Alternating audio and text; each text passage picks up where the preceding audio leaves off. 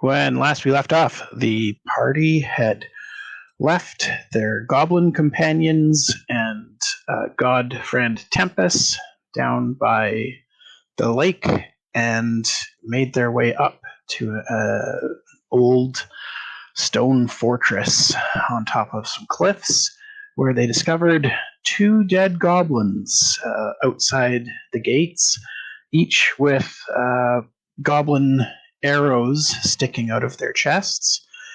There were tracks heading into the fortress gates and tracks heading out as well. It looks like the tracks that went in are smaller, goblinoid, and the tracks that are leaving are orcish in nature. And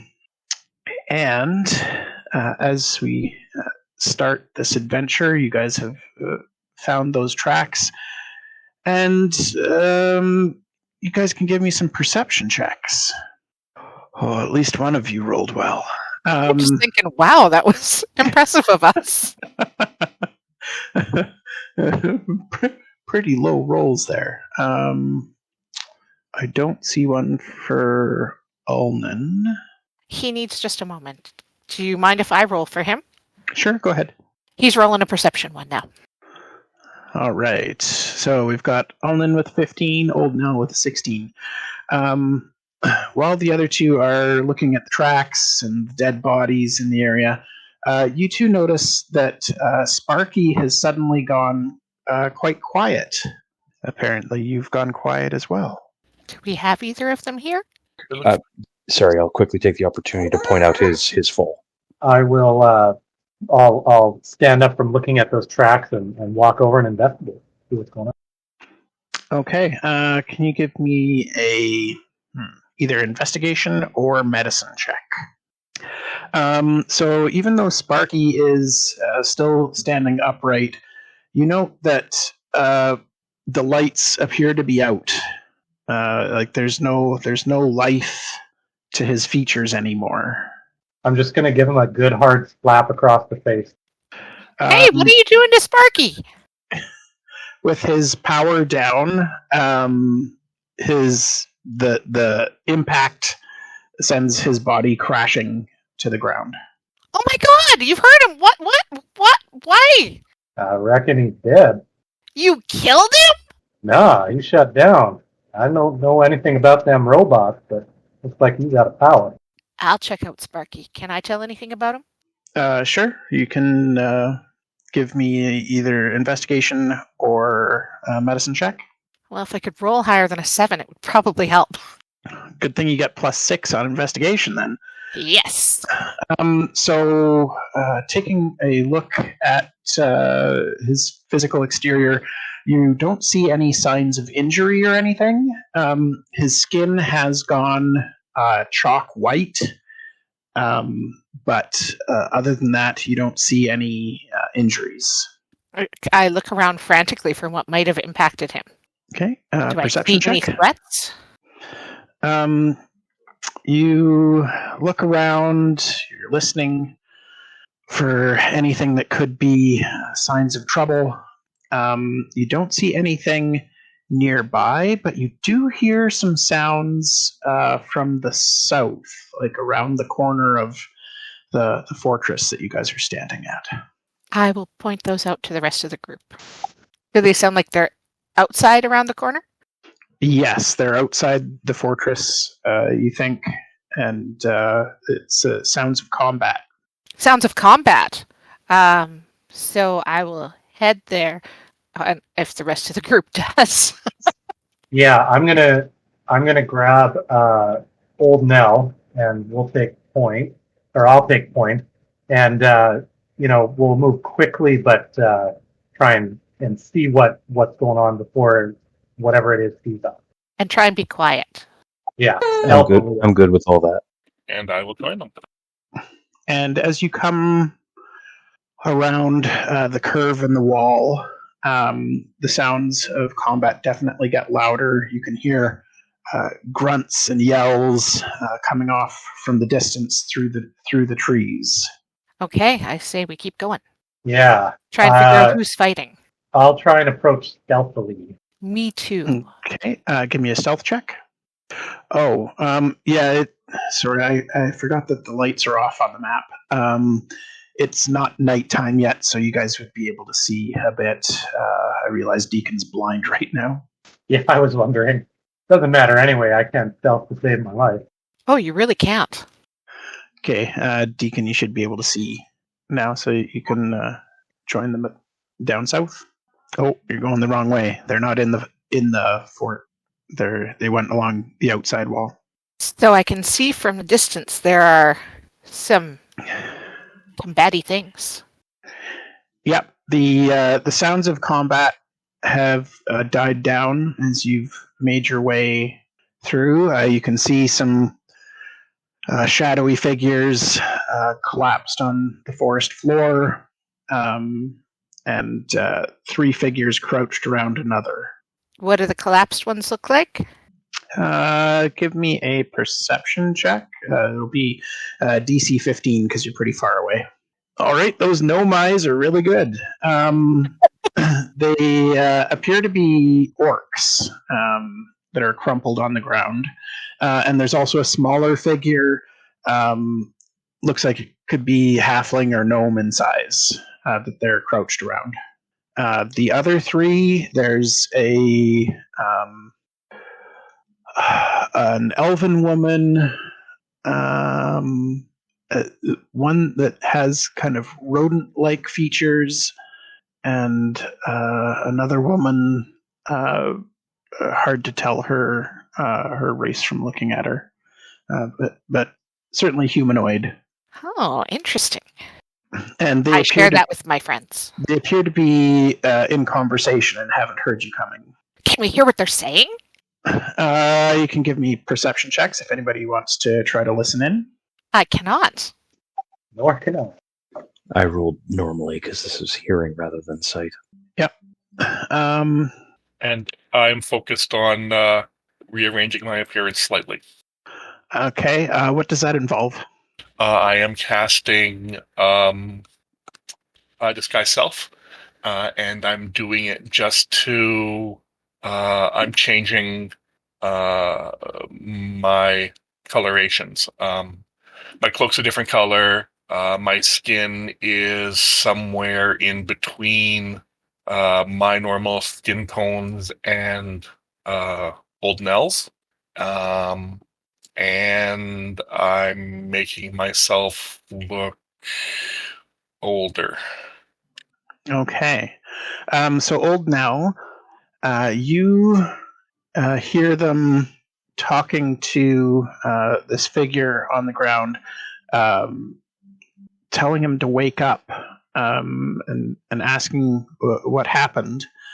And then all of you hear Ulnan start spell casting, and they hear him as well, and suddenly spring to their feet, weapons drawn, as you guys approach. And So the elven woman says, "Halt! Friend or foe?" Depends if you try and kill us or not. I'll move up to the front there, and I'll just have my hands up, Damn push to talk. and I'll say, "We ain't looking for any trouble. We just heard some battle." All right. So Nibbs has entered the chat. So just so you know, and you can relay this information to her, you guys were just in combat with some orcs. A halfling ranger that you didn't know came to aid you in the confrontation, and you guys defeated the orcs together, and then the halfling collapsed onto the ground. So Ryan, Yes, Ulnan. for future reference, what is spellcasting? Is at what kind of a volume and what kind of range is it then? So that I can... Any spell that has a verbal component is talking at normal volume. Like you can't whisper a spell. The only ones that can do silent casting are sorcerers that get the meta magic. What is the range for a normal conversation? Well, I mean, to overhear someone talking. I'm not sure what I would say. Probably like 100 feet, you could hear somebody talking. You might not be able to make out what it is they're saying, but you'd still hear their voice. Okay, I just wanted to know for spellcasting purposes, I have to be over 100 feet away to be able to cast it without... Yeah, that's what I would house rule it for now, but I can certainly look into that and see if there are any rules on it. Okay. Yeah, so you guys... sorry. We've got Nibbs, who is kind of the more rodent-looking one. Akai, who is kind of humanoid, and Maliki, who is the elf. Are you all safe now? I'm not sure what happened to this halfling. He came in and helped us in the confrontation with the orcs, and then collapsed. You mind if we come take a look? No, of course. I can try and do a medicine check. Yeah, I'm not super great at those, so go ahead. I'm not great either. I'm going to take a moment to rumble the bodies. Anything in particular you're looking for, or are you just looting anything you find? Vials, anything that looks like it might be a poison. Checking their weapons to see if there's like a patina or sheen on them. No, you don't see anything like that on these weapons. One of these orcs doesn't even have weapons. His claws have been sharpened into razor sharp weapons of their own. And the other two have what you'd find on standard orcs, a great axe and a javelin. Am I able to tell anything about what's wrong with our friend? Or presumably friend? He's dead. He's dead, guys. Did he die from like weapon injuries or some other reason? With that medicine check, I would say you don't find any injuries external at all. I don't know what killed him though. So, to catch you guys up, Akai, am I saying that right? Yep, that's right. Okay, so Akai and Nibbs, you guys were traveling with Maliki and were set upon by orcs and goblins. Maliki wanted to investigate this stone structure, and when you guys got there, he found orcs and goblins already at the gate. You managed to kill a couple of goblins before running for it as these orcs chased after you. You came upon this halfling who aided you in the battle. He's quite a good shot. And I'd like you guys to give me perception checks. Okay. Marthe is still kind of logging into D&D Beyond, so just give me a second. Sorry, guys. I was just referring to Nibbs and Akai for that role of perception. Cool. I got a 10. I'm just helping her navigate to the perception. Okay.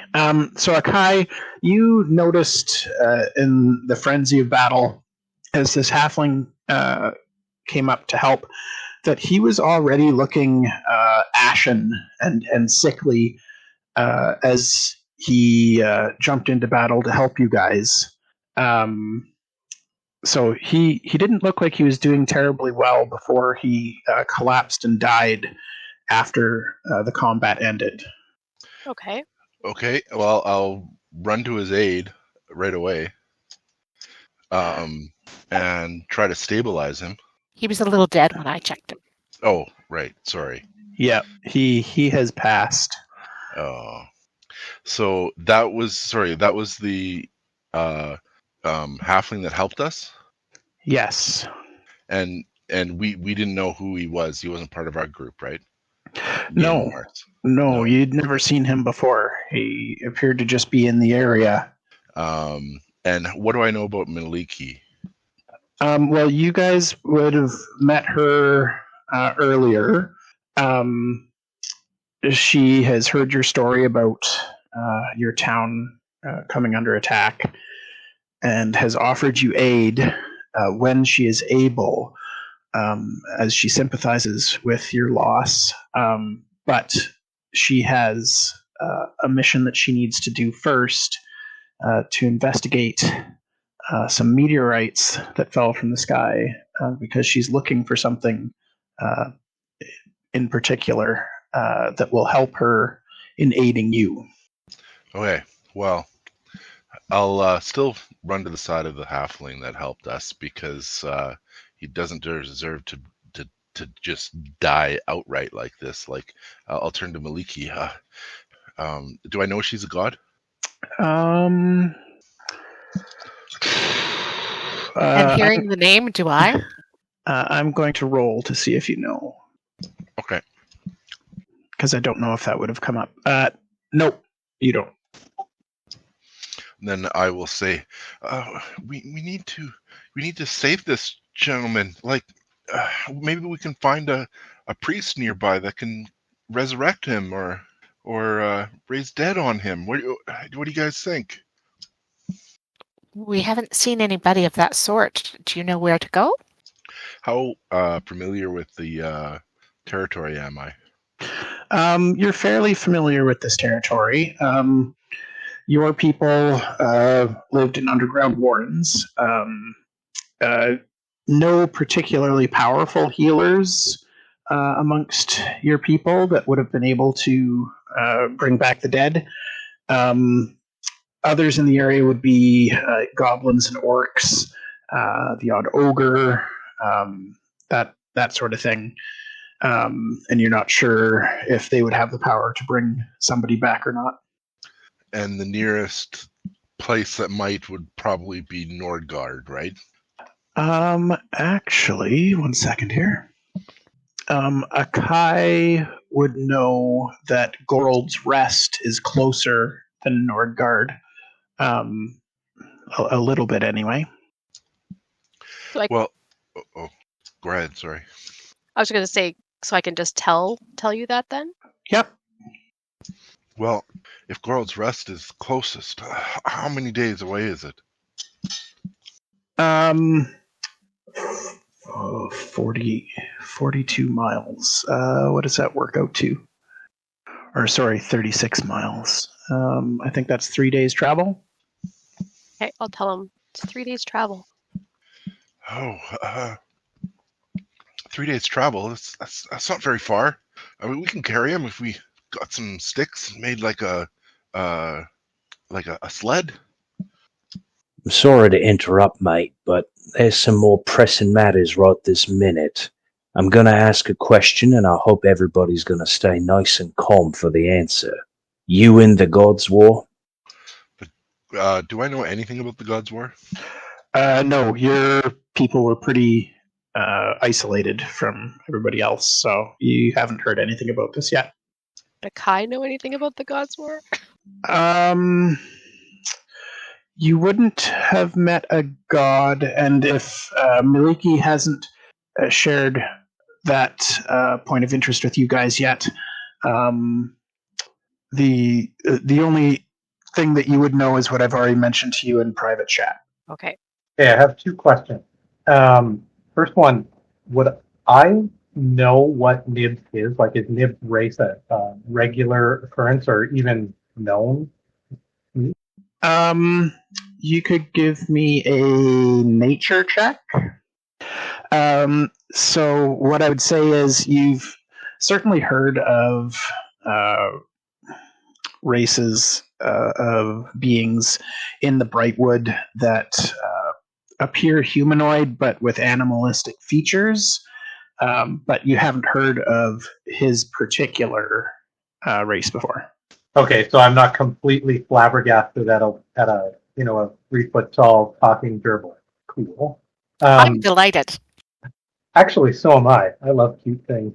Anyway, second, during this conversation, I probably would have been eyeing everyone up, and I want to see if I can tell or if I've ever heard of Maliki being a god. Have names been said, actually? Because if so, I'd like to make a roll too. Yeah, you can give me a difficult religion check, DC 20. Oh, I can't even get that. So I can, but I did not. Yeah, like the gods are so far removed from your time frame that almost nobody knows about any of them. So okay. I want to I approach know a this in few. a slightly different way. Since we've met Tempest and Yondala, I want to see if I can tell that if like this fabulous looking person might be someone who could be a god. Could I roll I don't know, an investigation or an insight Yeah. maybe? The thing about her is that she's not that fabulous looking. She is certainly beautiful as elves go, but the gear that she has is not great. Like she's got what appears to be a goblin-made bow and a quiver of goblin-made arrows slung over her shoulder.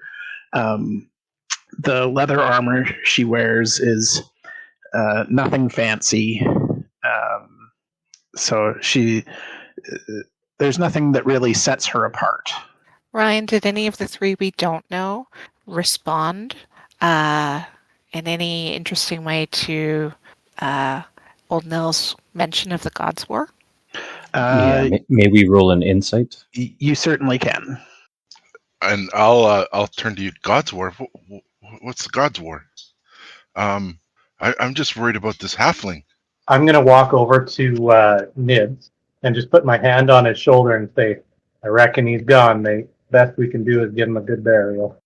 No, I've heard about this. I've traveled more than my people usually do, but you can bring them back from the dead. Well, I don't reckon any of us can, and we're days away, and we have important business here. So while we would respect your right to make that choice, I don't think we could join you on that particular journey. And like I said, there's pressing business back at that fort.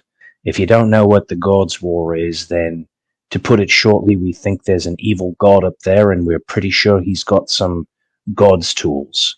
We're going to go see if we can't stop him from doing harm. Okay, and at the mention of God's War, you don't see any recognition of it from any of these three. So our advice would be careful. There's bad things afoot potentially.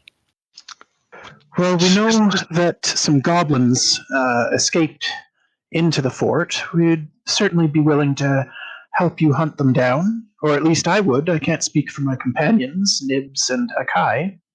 Oh yeah, I would help. It seems like the right thing to do. But I'm worried about animals. Can we take this? Can we take him?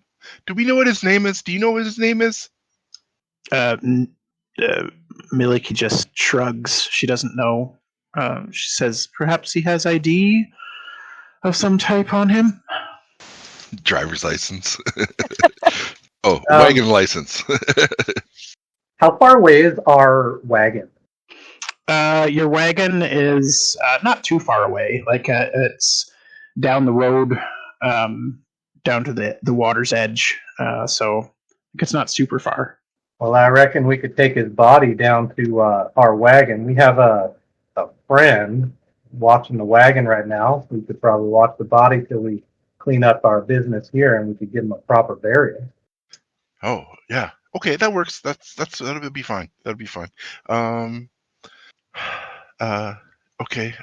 Who's? Sorry, I forgot what I was going to say. Miliki says, "You can go ahead and do that. I'll stand watch by the gates and make sure those goblins don't leave with anything that they may have found in the fort." I'll stay with you. I'm not good at carrying things.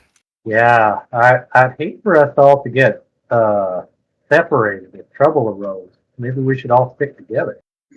As it happens, we have a fallen friend ourselves by the gate. Why don't we stack the two of them together and take care of our business at the fort? Oh no, you lost somebody as well? That's terrible. What happened? We don't know. It's quite tragic. He just stopped. Like, what do you mean just stopped? It's a great mystery. We don't understand. Oh. And he was a friend. All right, I'll collect the halfling's body, and since I'm not terribly strong, I'll see if I can get someone to help me carry him, and we'll go stack him with bugs. I will assist I will not.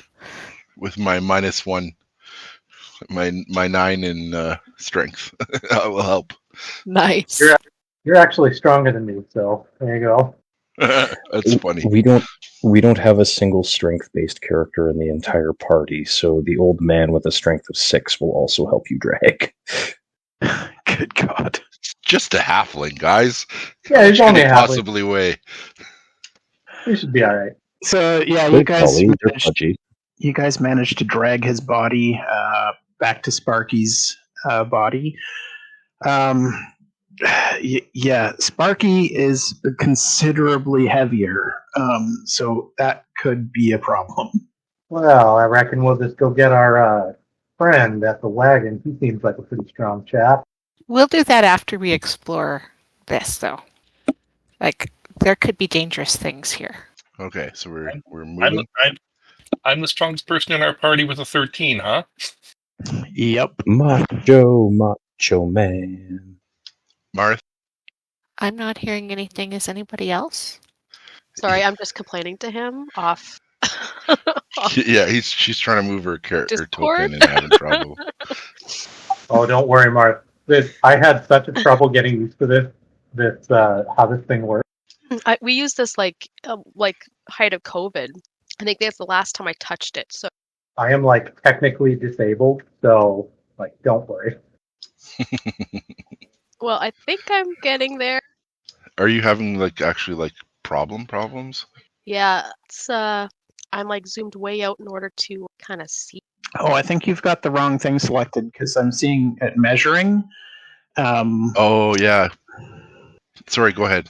So right now, and on the left side of your screen at the top, you should see a little icon. It looks like a portrait of a person, and then to the right of that, there's a dashed box that is select tokens. You want to have that selected instead of the measuring stick, and then you'll be able to move.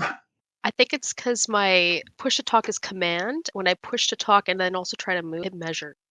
Oh, yeah, So that's I why. can't. Yeah. I gotta change that. But anyway. Yeah. One other thing that Forge can do actually is if you do have your measuring tool selected and you measure from your character to a space and then hit spacebar while measuring, your token will jump to that space. It's a handy way to figure out movement. Oh, no way. Thanks, man. Oh, okay. That's a tip that I didn't know. And new to me, too. I told you guys about that when you were in my game. But you think I retained it? That's so Obviously cute. not. I won't retain this either. But it's nice. I didn't to even hear as a retain tip. it because I forgot all about it until he pointed it out. You can also do like a path. You can do like points along the thing and it'll go around and like follow the path.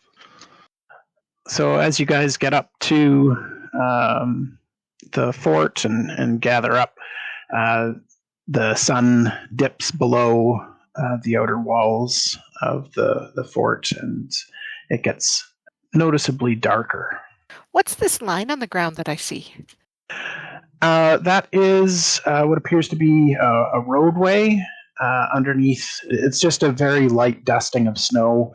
It's rather early in the year for snow, but this is just a light dusting that happened. Hey Any guys, goblin I'm having trouble seeing. Can I start a torch? Oh, okay. It's pretty easy to see, but if you need it, you go ahead. I can't see Yeah. anything. Yeah, I can't see anything either, friend. Okay, so Deacon, I gave your character a torch. Did you also want one, Nibbs? No, if he's got one, that's fine enough. Does the sudden darkness seem natural, like the sun is going down, or is this maybe... Yeah. Okay. I'm going to grab a smallish rock and cast light on it and offer it to Nibbs. Oh, thank you. It's glowing rock. That's amazing. And he pulls out a small piece of like leather string or something and quickly ties a series of knots around it and puts it around his neck so that he has like a light source. If you need to, you might want to do that some way that you can easily hide it. No problem. And he puts it in his shirt. All right. What are we seeing here? I see shadows, and I assume these are towers or something. There's like a door over here on the top. Right. Right. So you guys head into the thick, ancient stone walls of the citadel, and you see some smaller buildings inside. They appear to have rounded walls, much like the citadel itself. And yeah, one of them that you see right in front of you does have a closed door. If there's light snow, are there any goblin tracks? Yes, you can see the goblin tracks that you saw earlier, and they are headed eastward down the road. Do we want to do a quick check inside the building first? Yeah, I'll give this door a quick once over, see if it looks okay to open, and then I'll open it. Investigation check? I can help with that. Or I can do it if you'd like. Well, apparently I can investigate. You get advantage, so try again too. All right, you take a look at the door, and it appears to be in absolutely terrible shape. The wood is rotten, and it's amazing that it's standing at all. And at a touch, it basically falls off the hinges and collapses. Okay, I'll open it, and then I'll just step into that. The inside of the building is likewise in shambles. This probably hasn't been entered in centuries. There's nothing inside but dust and very small bits of remains of whatever had been in it. Is Tempest here somewhere? No, he's down by the lake. Okay, sorry. We left him with the wagon and the gobs. All right, I guess if it's empty, we'll just keep moving on. Anything in this one? I'd like to peer in without going in first. Yeah, as you walk by this building, you see the door is completely gone on this one already. There's snow has drifted into the building, and it's empty. There's nothing of interest in there at all. Do the tracks stop at any of these buildings, or just keep on going? No, they just keep on going. I'll just check inside here too, just to make sure there's nothing. And then Yeah, same as the rest. I'll look inside of this one. Same thing. Ooh, what's this? You see there's a fort to the southeast of your position, and outside of the gates is a large fountain. It appears completely dry. There's no water in it at all. And do the tracks go into the fortress? They do. What do the walls look like? Are they like see-through? Like, are the people on the walls, or? No, the walls are appear to be solid construction, unlike the doors that were made of wood and collapsed at a touch. The stone itself is in very good shape. You can give me a perception check as you're looking at the fort. Oh, how about a 25? I didn't see that roll come through to Foundry. Oh, it went to group 2 chat, I think. Yeah. I saw it Yeah, come it through went somewhere. to Yeah, But I'll fix it so it goes to Foundry too. sure, no problem. So you, looking at the fort from the exterior, you see that it looks like the second floor has not fared so well. It looks like the roof may have collapsed in part of the upper levels of the fort. does it look like something would have smashed through it, say a meteor? I could see why you might think that. The damage, with your 25 check, you would know that it looks like it's fairly fresh. Like the splintered wood and broken stone just has that kind of look to it. It doesn't look like this is ancient damage. It looks more recent. So it's definitely possible. Definitely possible. Okay, let's go in. Who wants to go first? I will. Oh no, I'm gonna get the poor cute I'm- mouse killed. I'm gonna look at Nibbs and just kind of size him up and be like, maybe I should go first, buddy. Oh, no way, man. No, people never see me and they always ignore me. I'm just a little guy. I was gonna say, how are you at creeping there, young fella? Oh, I'm a master creeper. I mean, I'm not creepy, but I am stealthy. Right, quiet folks up front. Let's stealth forward and scout a little bit. Have a little quiet deco. I'll stay behind. I should be stealthy, but my roll is terrible. So Oh, my roll is terrible, too. I'm pretty sure they don't mean me when they're talking about stealthy, so I'm waiting. Yeah. I got a +7, but I got an 11. Man. Okay, well, as a group, an 11, a 26, and a 7. Yeah, old Knell, you can certainly hear Maliki coming up behind you. The Nibbs isn't so bad. you know what? I'll roll 2, but I'm gonna try and stay back behind them just a little bit. Do I know enough about stealth to realize that, old Knell is stealthing the hell out of me? Oh, yeah.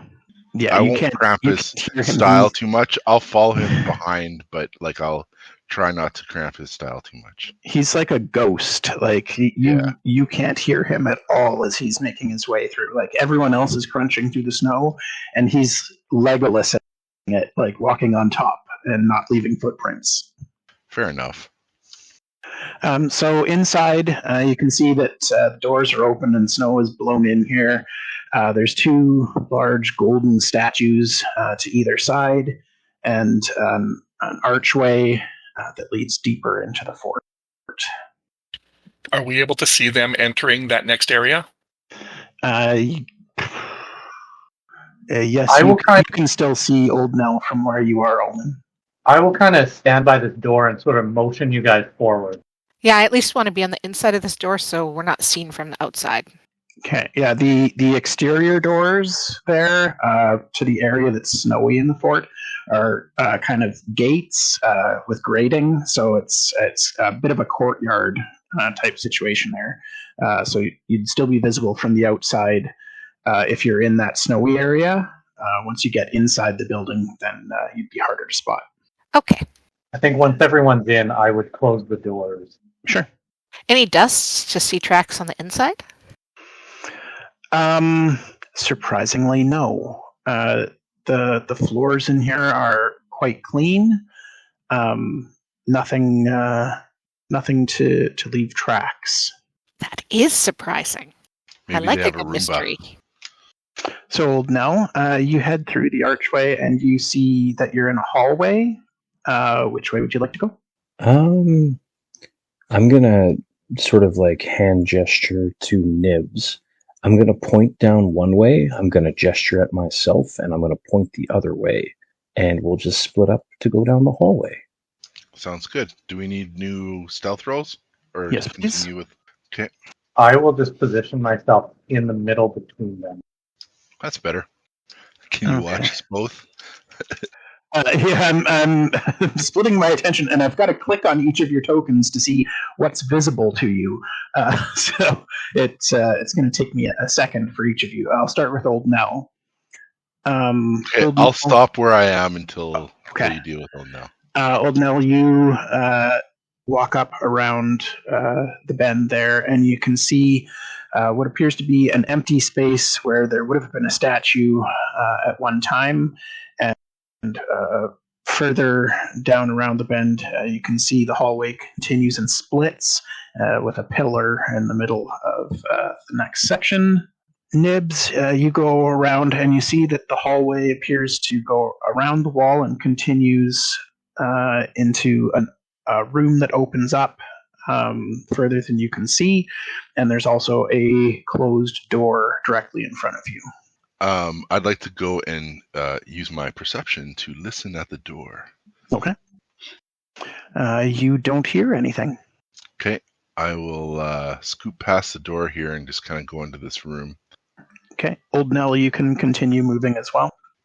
Nibbs, as you go make ahead. your way into this room, you see that there are old broken tables, bits of shattered old chairs, broken plates and whatnot in here. It looks like it might have been a mess hall at one point, but it's just a mess now.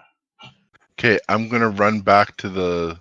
I'm not gonna move myself, but I run back until I see them and I wave them forward.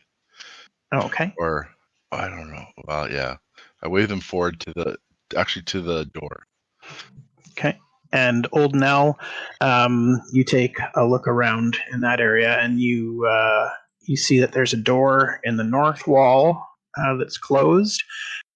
You can see some rubble down south of where you are now, including what looks like a broken cabinet and some fallen stone that looks fairly fresh. And then around the corner, it looks like you peek down there, and the hallway just continues on.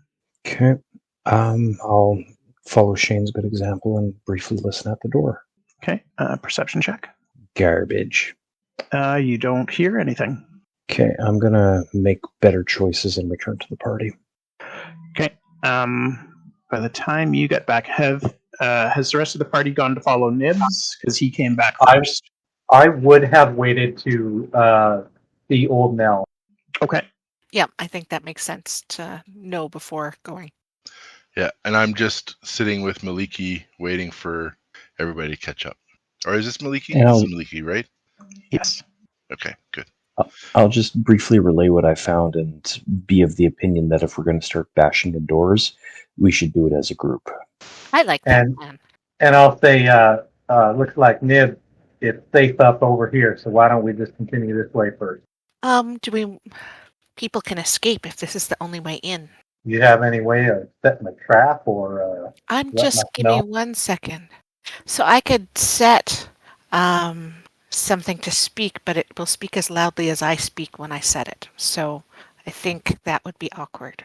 Is there, Ryan, is there any way we could set up some kind of like tripwire attached to some rubble, so if someone ran over it, they would make the rubble fall so we could hear it? There's no rubble in this area where the door is. Like the first rubble that you've come across is either Old Knell saw some fallen rocks the way he went, or there's old pieces of wood and plates in the mess hall that Nibbs discovered. I'm gonna look at Tia and be like, I reckon we should all stay together. I don't know if we can do anything about it. I have a little bag of sand in my gear, because that was in my adventuring gear. I'm going to pour it in a line across the doorway. Okay. And then further to that, would the party be willing to wait for 5 minutes for Old Knell to take off running back to the entry of the fortress? Sure. Yeah, I would. For Absolutely. what purpose? So he takes off running to the back of the fortress. He'll get to Sparky's body. He'll go into the backpack that he gave Sparky a while ago. He'll dig out a little bag. He'll come running back. By the time he gets there, he's wheezing and gasping, and he's got a stitch in his side. But he will very quietly put the little baggie on the floor by the entrance, and then he will dump out 1,000 ball bearings on the floor, creating a little tripping hazard. Great. Sounds good. And this is the door I'm doing it beside Ryan, across the one I'm right beside. Okay. Deacon's just going to tip his hat at Old Knell. Okay, I like this. Are we still proceeding forward with stealth? Yeah. There's also a door right here. Yeah, I think we were going to go. I was thinking that we clear this door, but if you guys want to clear the rest of this. Oh no, I like the door first. Yeah, go ahead and kick in the door. I'll investigate it first. I'll help. Okay. I can do that as a bonus action. The door is locked. It's locked. Is it in good shape? Better than the other doors that you saw in the buildings outside. This one's held up better. Not exposed to the elements. Old Knell, you pop it open. With only a 15, though, I think he only picks the lock. He doesn't, oil the hinges or take any special care. I will open the door once it's picked. Okay. And Nibbs will rush in between his legs. So yeah, in this room you find a broken cabinet. It's in pretty rough shape. Nothing else of particular interest, unfortunately. Anything in the cabinet? Yeah. You can give me an investigation check. Win. Inside the cabinet, you find carvings in the back. In Elvish. I assume somebody in the party can read that. Win does. Yeah, and it identifies this as an armory for Inverno Citadella. Have I ever heard of that? No, but it gives you the sense that that's probably what this place was called. Okay, I will share that with the party. Armory, eh? Might be fun from that movie. And as you guys leave the room, the door swings shut on its own and you hear it click, locked again. Cool! Trippy. Eat out. Oh yeah, I'd let you out first. Does the door have a visible padlock or something that's doing the locking, or is it the actual door itself has a latch? You just hear the locking mechanism that you undid lock again. If we had time, I would investigate this further. I think Old Knell will just say that, weebs will pay good money for elven artifacts like magically locking doors, and we should pop it off its hinges after we deal with the evil god. I'll just nod my assent. Is this a fireplace or a statue? It's a golden statue. All right. I'm going to investigate the statue. Okay. While they're doing that, I'm going to just sort of look at this door over here. Okay. You can give me an investigation check. Technically, that's a success. I'll also investigate the door. Nibbs, you look over the statue, and it appears to be a nice golden statue, but when you dig a little deeper, it appears that it's not actually solid gold. There's some old, faded gold leaf covering it that's not really worth anything. And have we lost our other god? Oops. That'd be yes. Turns out she got sidetracked by that creepy dude. Oh, excellent. So, Micheal has been following you. I just hadn't been keeping up. well, it could have been either, so I wasn't sure. So do I find anything more in my investigation of the door than Deacon did? Oh, no, you don't find anything with this one. I was going to say, so since I got a 0, before Wynn looked at the door, I'm just going to open it. Okay. Yep. I was so sure that I found nothing. She'll tell you she's good at that sort of thing if you want her to do that in the future. I'll kind of look at her sheepishly and be like, all right, little lady. So in this area, there's nothing intact. You do find that there's a chimney, and it looks like there were some old stoves and food preparation centers and stuff like that in here. This would have been the kitchens. But there's nothing of worth in here anymore.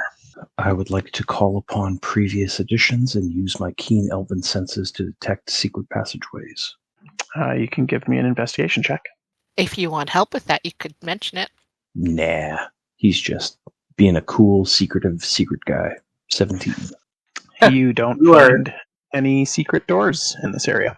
Wynn, you are dealing with some headstrong, egotistical guys here. Yeah, she's not going to push her way into it. She's going to start heading back and seeing if her sand was disturbed. I'd like to look for secret doors in this room. Okay. Investigation check, please. Technically, that's a success. Depends on the difficulty. You don't find any secret doors in here.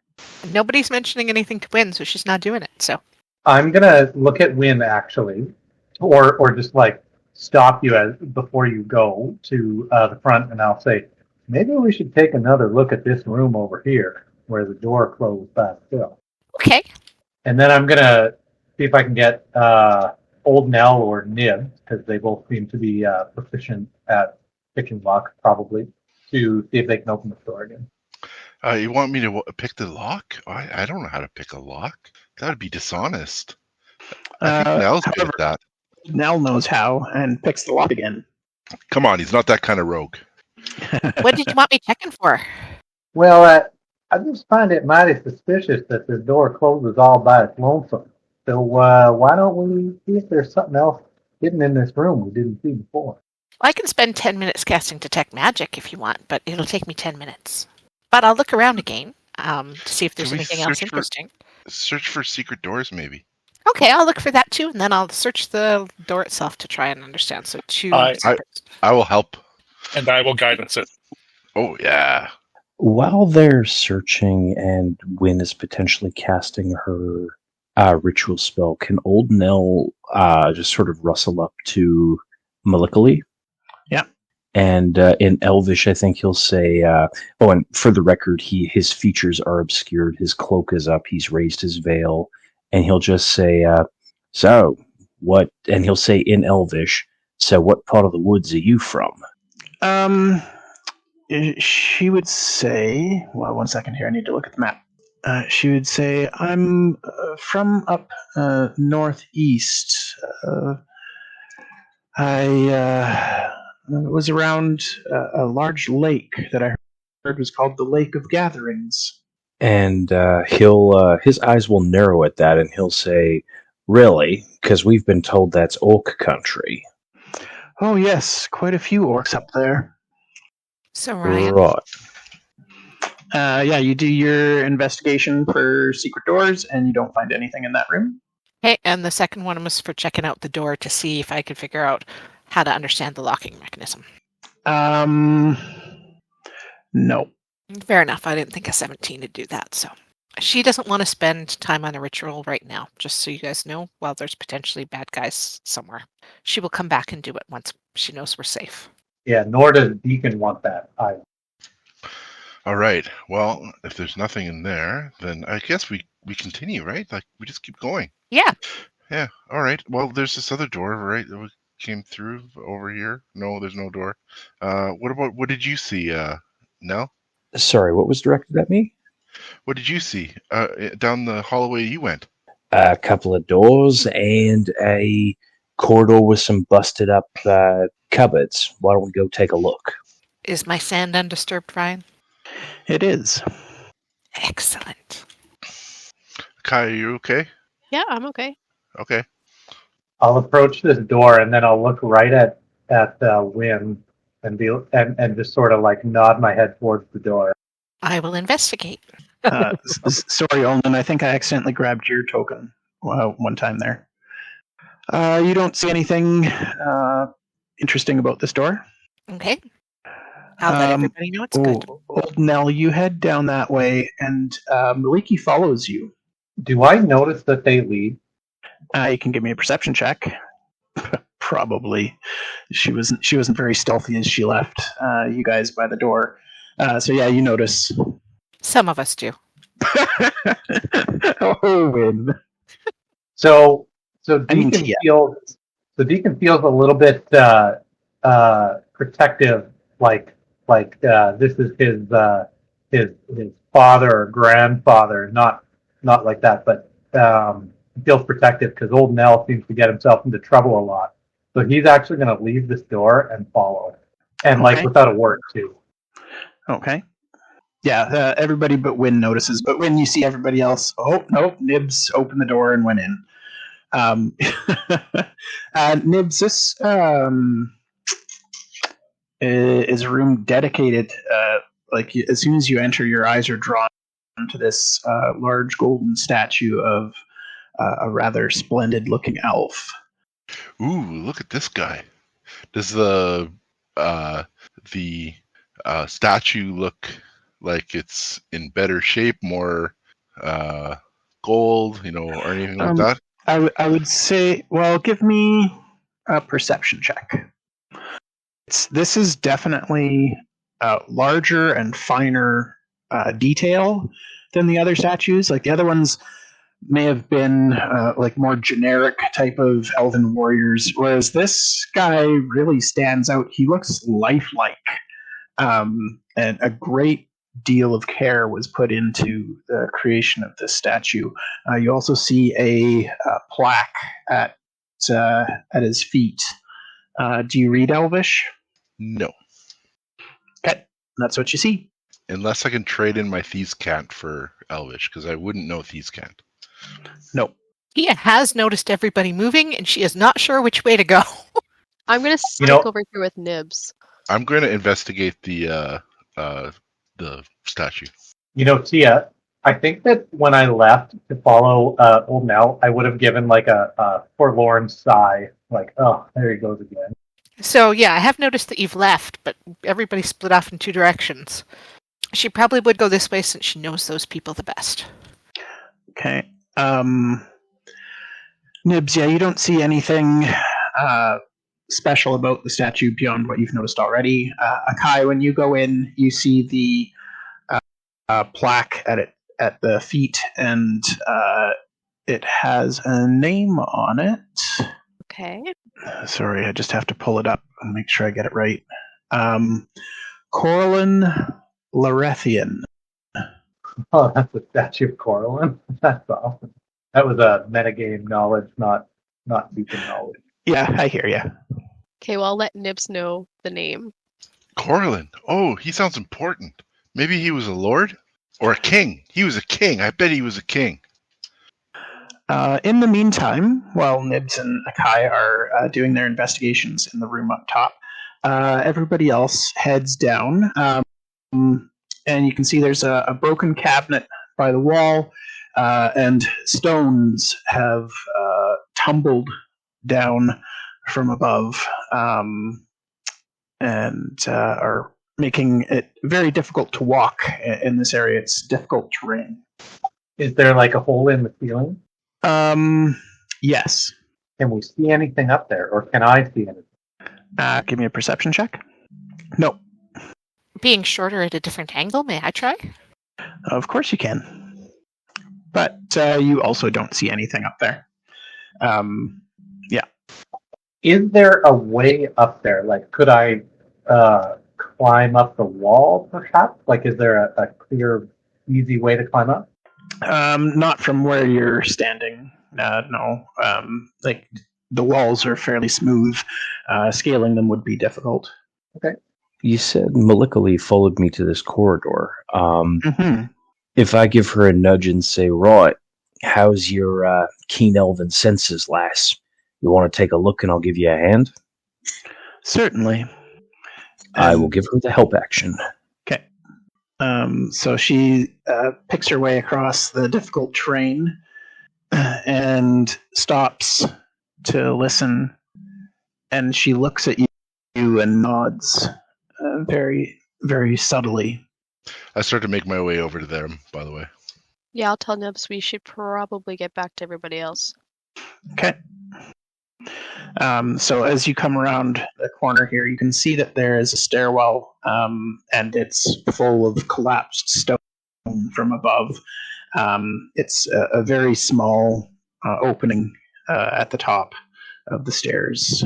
Is it passable? You could give me an investigation check. I will also try. Sorry. Wow. You guys are really good at investigating. Jeez. On it today. The top roll Just getting a little high. is 7. And that was with a 1. Oh, go Nibbs. Oh, and Akai. Great job. Yeah, you guys aren't really seeing anything that tells you that it would be a bad idea to try to traverse this. And as you start making your way, Akai comes up from behind, and Akai, you're not feeling like these stones are going to be entirely stable. Like they fell here, but they could fall some more. Okay, I'll say that, but with like, yeah, guys. So Deacon was totally like, when he didn't see anything, he was gonna just go right down there. The stairs go up, actually. Oh, sorry. Well, he was going to follow that when he didn't see any problem. But as soon as Akai says something, Deacon will look at Akai and say, "You reckon there's a safe way up there?" You mean like another way or a safe way through this? Well, like if we got to figure out what's going on in this fort here. We got to get up there somehow. What about me? I'm light. Like, maybe I wouldn't make the rocks fall. Deacon will totally just nod at Nibbs and be like, "Yeah, that's a good plan. Why don't you have a look?" It's probably the safest option. Okay, I'm gonna start going up the stairs, but very gingerly and like testing every step. Okay. Yeah, going carefully up the stairs. You're small enough to get through some of the spaces and get up and over some of the rocks without upsetting them. I'm also looking for signs of other people traversing this. Okay, give me a survival check.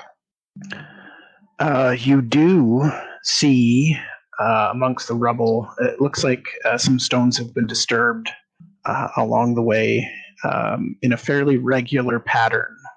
Like hand. Yeah, hands and feet.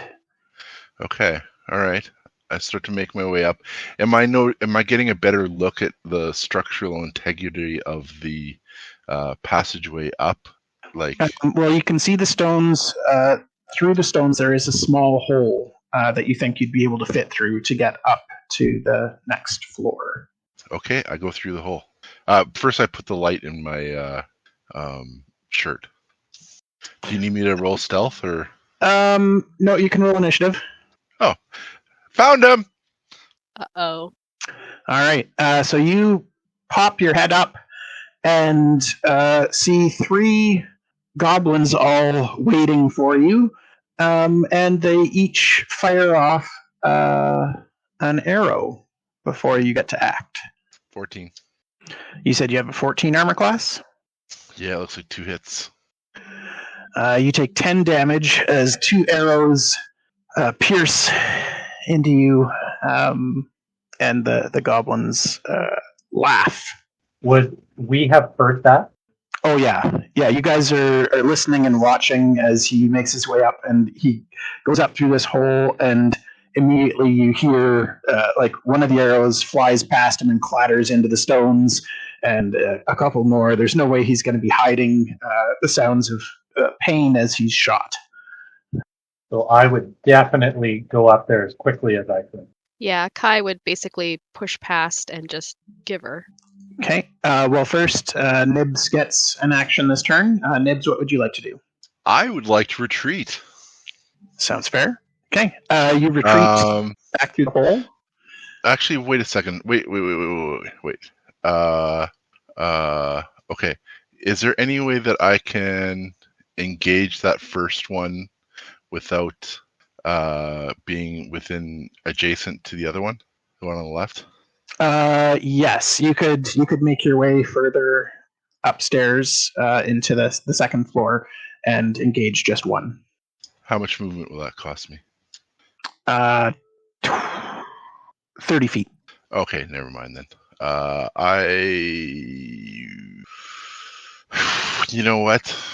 I have a feeling that there's going to be a bunch of people coming through very quickly. So, just a sec. Can I do that at least? Fire with your short bow. Yep. And Yep.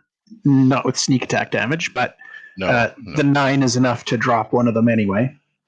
Okay, and then I will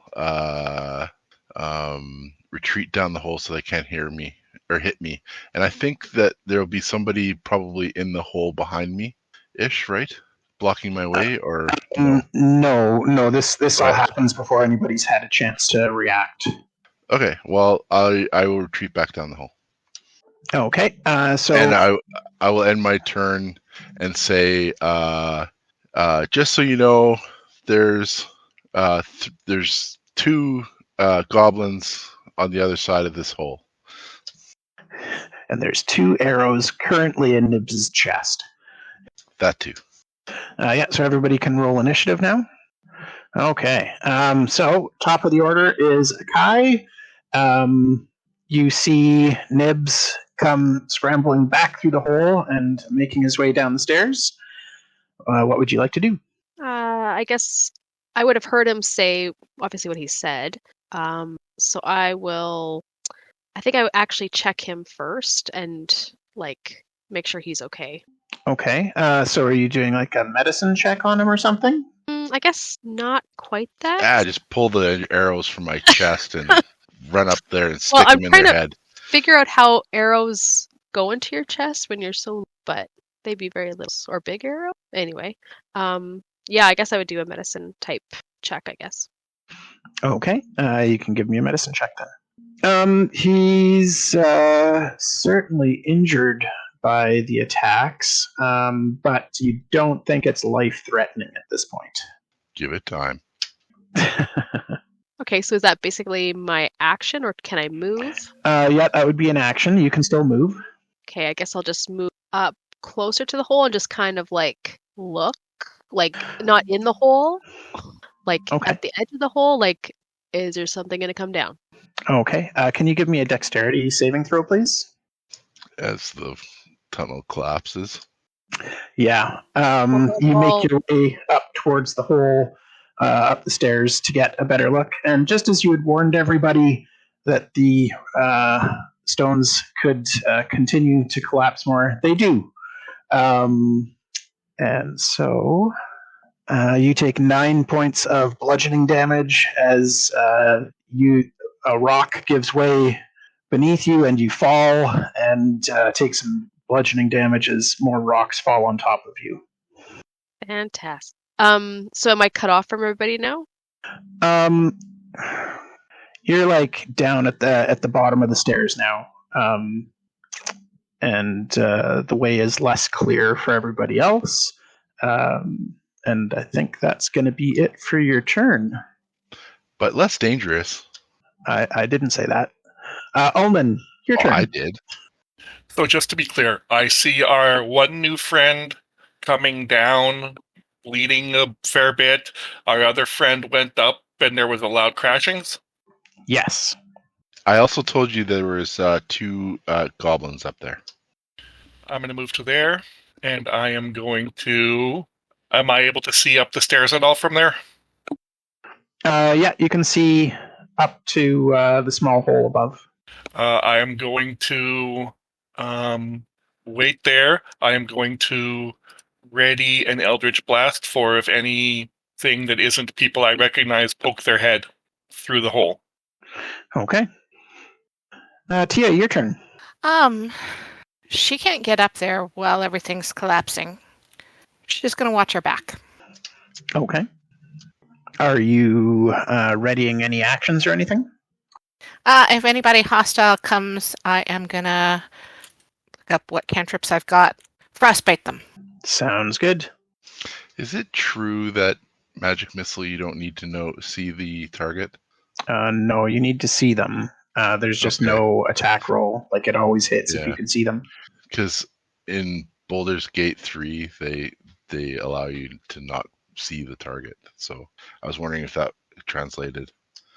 Yeah, I'm pretty sure. Let me just double check it. Yeah, that you can see within range. All right, old Knell, you're up. Old Knell is going to try and skip, jump, and squeeze his way through the gaps to try and get at the enemy. Do I need to make a dex saving throw? You certainly do. That is good enough. You managed to make your way up to the hole. Am I able to close with a goblin, or is one of them within 10 feet of range? The closest one is within 30 feet, and when you poke your head through the hole, one of them has readied a shot and fires at you. AC 16. And you take 6 points of piercing damage as the readied goblin gets you one. Okay, gonna grit my teeth. And you said he was within 30 feet? Yep. He is going to get a disadvantaged dagger throw back at him. So yeah, here comes the roll. 17 hits. Oh my god, does that do 8 piercing damage? No, it does 8 piercing damage because I rolled a max damage of 4 plus my +4 modifier. You kill a goblin. Do I see the other one in the corridor? It's not so much a corridor as it is an open room, and you do see the other one, yeah. Is it within 60 feet? Yep. Okay, because apparently daggers now have a maximum of 60 feet according to D&D Beyond, so bonus action, I'll throw the other one in my other hand, and I have no weapons left. All right, sounds good. That one's going to miss, though, with an 8. Yeah, definitely. Room with no weapons. Okay. So you are, at the hole. Maliki is going to come in, but she's not going to make her way up. She's just going to ready an action that if a goblin comes through the hole that you're currently in, she'll take a shot. Nibbs, you are still pretty close to the hole. Yes. You haven't gone too far. So what would you like to do? Yes. I can get through the hole, right? Yeah, I think you have a racial trait that lets you squeeze through other people's spaces.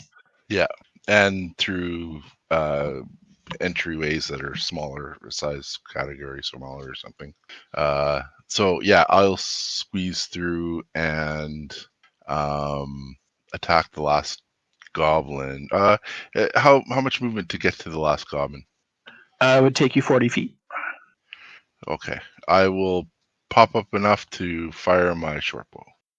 That is a hit, and he takes 9 points of damage and drops.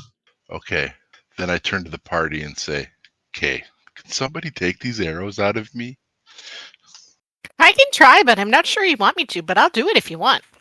Well, I don't really want to continue with them. They might heal in there. Oh, that'd be awkward. I'll try if you want. This makes going through doors hard work. Ryan, what would you like me to roll? Medicine. I guess a medicine, yeah. Could have been worse. Could have been much worse. Yeah, you remove the arrows, no problem. Can I try and stop the bleeding? It's pretty basic first aid. You have no problem doing that. I am casting a Cure Wounds on him. Even better. Oh, thank you. That is exactly what I need. He springs up. He was kind of like hunched over on one side, kind of favoring the side that kind of got arrowed. But after you cast him, he looks 100% better, and he kind of jumps up in joy and says, "Thank you. What is your name?" My name is Ulnan. Ulnan. You can call me Tia. Tia? Deacon's just going to sort of saunter up after lighting the cigar because he was distracted in that last fight. Be like, my name is Deacon, partner. Well, it's a pleasure to meet you all. And this is, do I know Maliki's name? Yes. Okay, this is Maliki. Nice to meet you. Likewise. And my other friend is Kaya. She's busy trying to get up and dust herself off and feeling really... So do these stairs look like they collapsed from a meteor coming down on them or a natural collapse from decay of the building? Are you going up to investigate? Probably now, yes. All right. Everybody who's going up to the second floor, please give me dexterity saving throws. Except for the people that are up there already, right? Right. Yeah. Old Knell and Nibbs are up there. If I may interrupt the party here, if I can just say, like, I think there might be another stairwell further down the building. Those of us that are already through can keep going on, but the rest of you might be safer to go back down the hall and check. You have at least 2 impulsive people with you. Okay. So, Tia, you head up. No problem. You're small, so you get through the hole easily. Deacon, you are not so sure-footed and fall. You hear some muffled swears coming from Deacon. Yeah, you take 14 bludgeoning damage as you fall and stones rain down on you. Akai, you're still down there. You also take another point of damage as one of Deacon's stones hits you as well. Okay, I'm moving. I'm getting out of here. Is Deacon still alive? That's my first question. Oh, I'm all right, little lady. So are you guys going to go look to try and find a separate way to get up here, or are you going to try, or are you going to wait? What's the plan? Deacon was totally just following me. So the Well- three of you who are downstairs need to decide. Do something. Well, I guess she'll try going back through the hole again because, god damn it, she's right there, and I don't know about this other staircase. Okay, good luck. Now, So Akai, if you're going to try the stairs again, that's another dexterity saving throw. guidance. So Shane's just telling me I did that wrong. Oh, I did it right? Okay. Yeah, you got that right. You would also add a D4 to it, but you don't need it. You managed to make it up to the hole and squeeze your way through. I asked Maliki if they would like to go first. She's going to wait down here. You guys seem to be made of sturdier stuff than she is, she says. These gods are chicken shits. That's out of character. 3d6 would kill her, possibly. If you're waiting down here and not willing to go up there, then I guess you and I are finding another way up. That sounds good to me. Old Knell. Jesse went away.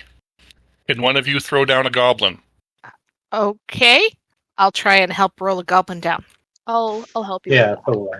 Once it lands, I am going to disguise self into an approximation of goblin, not this specific one, because I can't do that yet, but just a generic. Okay. So, is it just the two of us down here, or is Deacon down here too? Deacon's still down there. Okay, if I didn't make it up and the rest of these two are going on their own, I would probably follow with them. Okay. I would try to get up, but if she's not going up, then we need to find another way. Okay. While they're taking a walk through the fort, what's everybody on the second floor doing? I think I'd be looking around, somewhat investigating. Okay. Give me an investigation roll. Okay. So with that roll, I'd say that you'd see that this is unlike the lower floor. It's a wide open space. You can see that there is damage to the ceiling and roof above where the staircase was. So there's not a bunch of collapsed stone at the top here, like on this floor. And then there's the three dead goblins. Okay, so there's no doors? No. No, okay. So this is like a dead end? Yeah, it looks like it. I say, well, how the heck these guys get up here? While we are walking, Ulnan is going to have a moment where he's going to shake his head and he's going to stop and he's going to drop his disguise self and he's going to recast it into generic orc. Like the two that like the ones we saw at the lake. Okay. Because I speak orc, I don't speak goblin. Can you hear me now? Yep. Yay! Okay, sorry about that. Not sure what went wrong. Please continue, Mike. I was just clarifying that as we are wandering on this floor. Yeah, you now look like an orc. All right, us up here. Maybe we should go try to find the other set of stairs if there is one. In the open room that you're in, you don't see another set of stairs. It's basically If we look around the room, does it look like maybe there's another drop down to the main floor because it's kind of damaged up here? Like, other than the hole that we crawled up, is there another way down? No, you don't see any other way up or down to this floor. It's just a single stairway. And Can you I said that- search for anything interesting in here? You can. You can do an investigation. I'll offer the help action to roll at advantage. Yeah, you're seeing the same stuff that Akai saw. This is an open room, one entrance. The roof is caved in over the stairs, and there's three dead goblins. So what were they doing up here? Can we search them and see if they've got anything interesting on them? You certainly can. Did you want a roll of some sort for that? No, if you're looking at them, that's fine. I'm just checking to make sure I didn't put any custom loot on them or anything. 6 god objects, all of them tempests. No. No, like sometimes if there's a fight and there's... if I roll on the treasure table, I'll put a loot item in their inventory so that I can just copy and paste it into Discord. So it's nice and easy. I don't have to waste time rolling and finding something that suits and stuff. You're not fooling me. I know why you do it. Because then the creature can use it against us. Yeah, exactly. But in this case, the creature that had the longbow didn't actually get a turn to, or get a hit, so it didn't matter. Yeah, they do have their normal items that a goblin would have: scimitars and short bows and arrows and leather armor and a shield. But they do have some other items of exceptional quality. You find a longbow, a ring, a disguise kit, bracers, and golden sandals. What was that last one? Golden sandals. Oh. Are you willing to copy and paste that for us? I've got them in the spreadsheet already. Ooh, you're fast. Any symbols or obvious, like, we know we're after god things. Do any of these have any symbols I would associate with religion stuff on them? Yes, all of them do. The longbow has symbols associated with the forest, leaf patterns on it, and animal shapes. The ring appears to be in a kind of a state of decay. The disguise kit, I don't know what her symbol is. There is a point down triangle containing a swirl of mist. The bracers have intertwining snakes on them. And the golden sandals A Nike swoosh. have a symbol of the dawn. Same thing. Okie dokie. Well, don't everybody dive in at once. So while you guys are looking through the godly artifacts, Deacon and Ulnan, you continue looking around, and you do find a circular chamber, but there's no stairwell there. All right. Well, then, not finding anything, I would have just head back to where the stairwell. Well, is there anything to explore up here? Or is we got it all? Yeah, you haven't seen anything else of interest up there. There's no other doors or... Nope. Okay. Well, then I think we might as well just bring this stuff down to the other group and let everybody check them out. Sounds good. I'm going to recommend we still go down carefully. Oh, yeah. Yep. Everybody on your way down, please make a dexterity saving throw. Can you all use rope or something to help it make it a little easier? Before we leave this area, could old Knell just kind of close his eyes and listen hard to see if he can hear anything? For sure.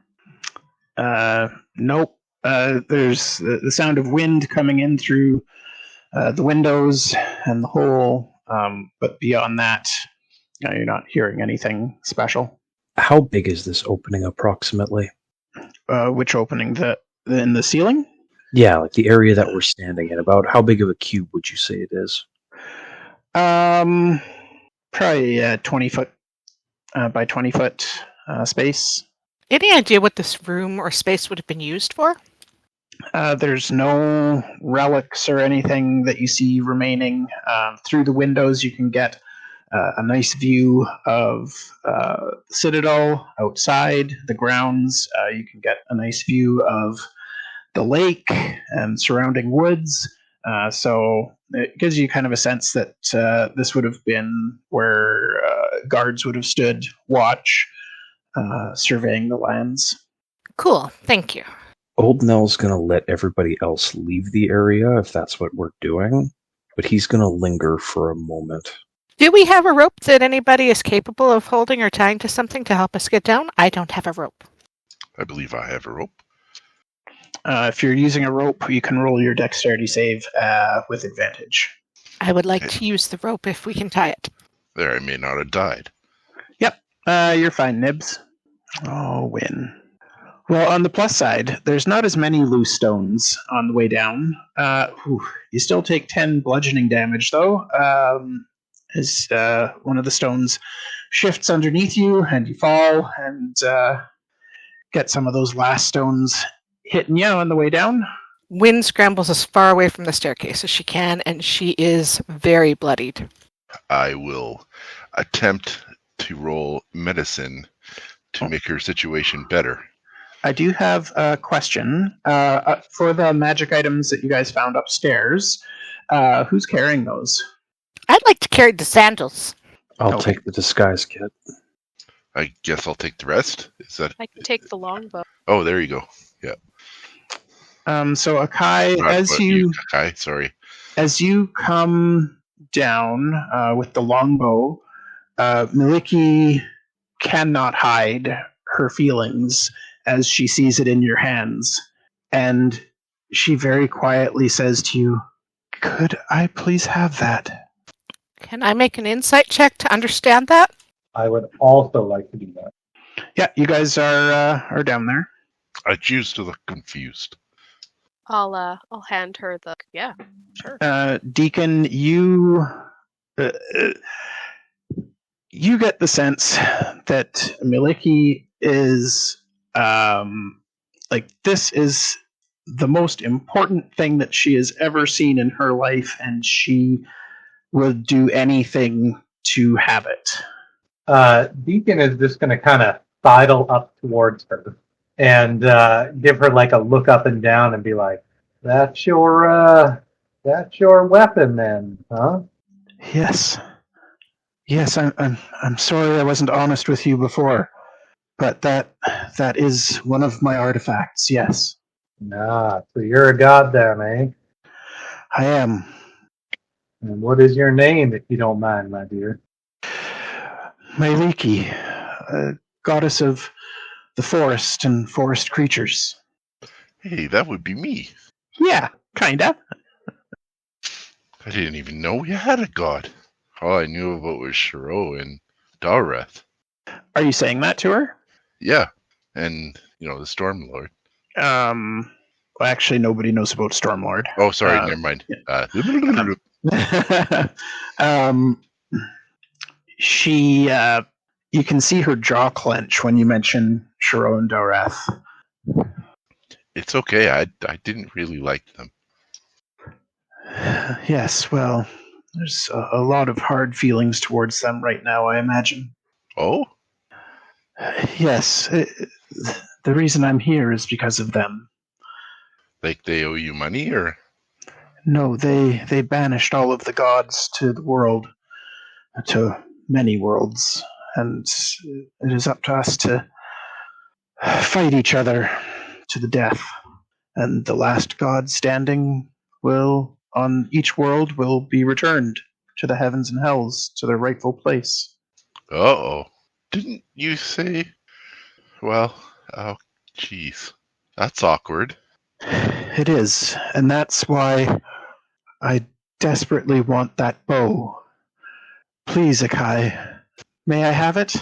And Deacon is going to just interject and hold his hand out before she tries to get it to Miliki. And be like, "All right, so who do you count as a friend among the gods?" One moment, please. He needs his political alignment matrix.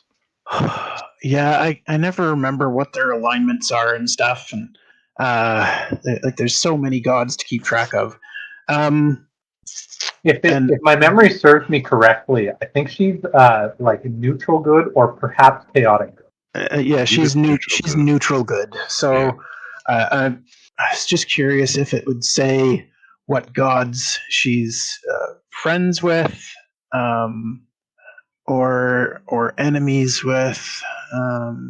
But yeah, she's in terms of the gods that she likes.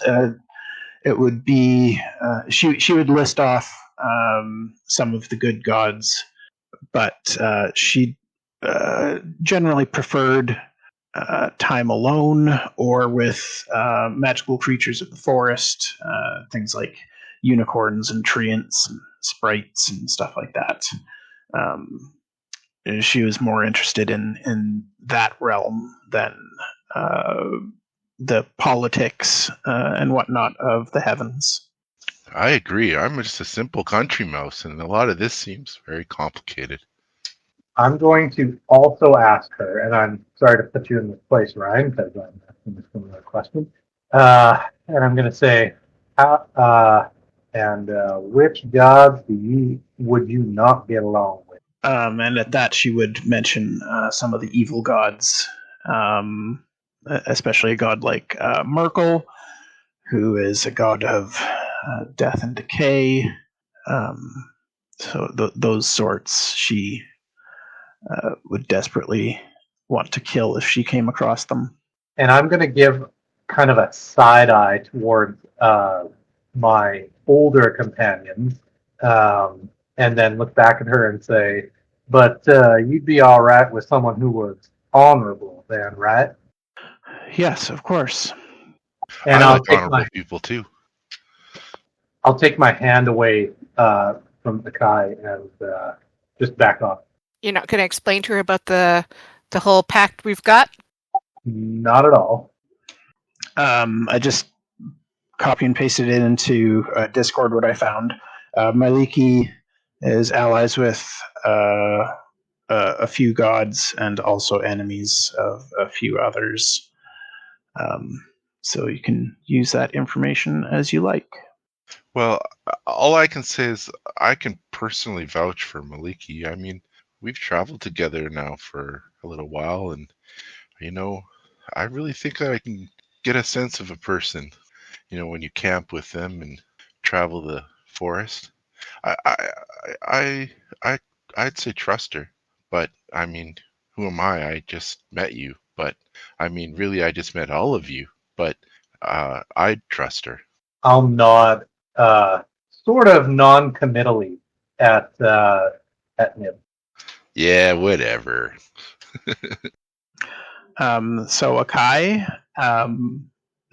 Miliki turns back to you and holds out her hands and asks if she can have her bow. I think she'll hand it to her because she's under the same impression as Nibbs. Okay. She thanks you, and as her fingers curl around the bow, you all see a spark pass from the bow to her, and a wind comes from nowhere, swirling around her. Light radiates from her and then dims once more, and she takes a deep sigh of relief. Wow. I'm gonna stroll back over to Ulnan and Wynn and Old Knell if he's down here yet. I don't know if he's not, but I'll stroll over and be like, "You gotta get our boy our back." I'll say it under my breath as well. Point of order, Old Knell is not down there. He was staying up in the hole waiting for everybody else to leave. So it seemed to me, since you have a certain edge now, that a piece of information should be made more clear to you. We have a traveling companion whose name is Tempest. I see. We also are trying to seek an alliance with honorable gods such as yourself to try and avoid death and destruction of the oh-so-mortal world as you guys do your battles, and we would strongly prefer good and honorable gods to be winning that. Well, Tempest is technically a good and honorable god, so that certainly sounds right. Would you be interested in joining? I will have to discuss that with Tempest. I would not be opposed to it. However, I feel that our paths may take us in different directions. I had not been aware that this would happen, but as I hold my bow, I can feel tendrils leading me to the other artifacts, at least a general location. They're all weak, very far away, but it's better than not knowing at all. For that discussion you suggest, are you willing to have a truce heading into it? I am willing to have a truce with other goodly gods, yes. Deacon will Excellent. visibly relax. Excellent. Shall we wait for old Knell to come down? Sorry, I've tried to get a word in edgewise a few times, and I don't know if you guys have been able to hear me. No, sorry. Nope, my fault. I apologize. Is everybody else out of the hole? Yes, Yes. you're the only one up there now. Okay, old Nell's taking a quick look around, and then he's casting Fairy Fire. Okay. I kind of imagine it as like after he's like everybody else has left, he looks around a few times, he sighs, and then he like speaks some old elven word that he can kind of half remember, and all of a sudden the area around him is covered in fairy lights, a nice pretty violet color. Are there any invisible creatures up here?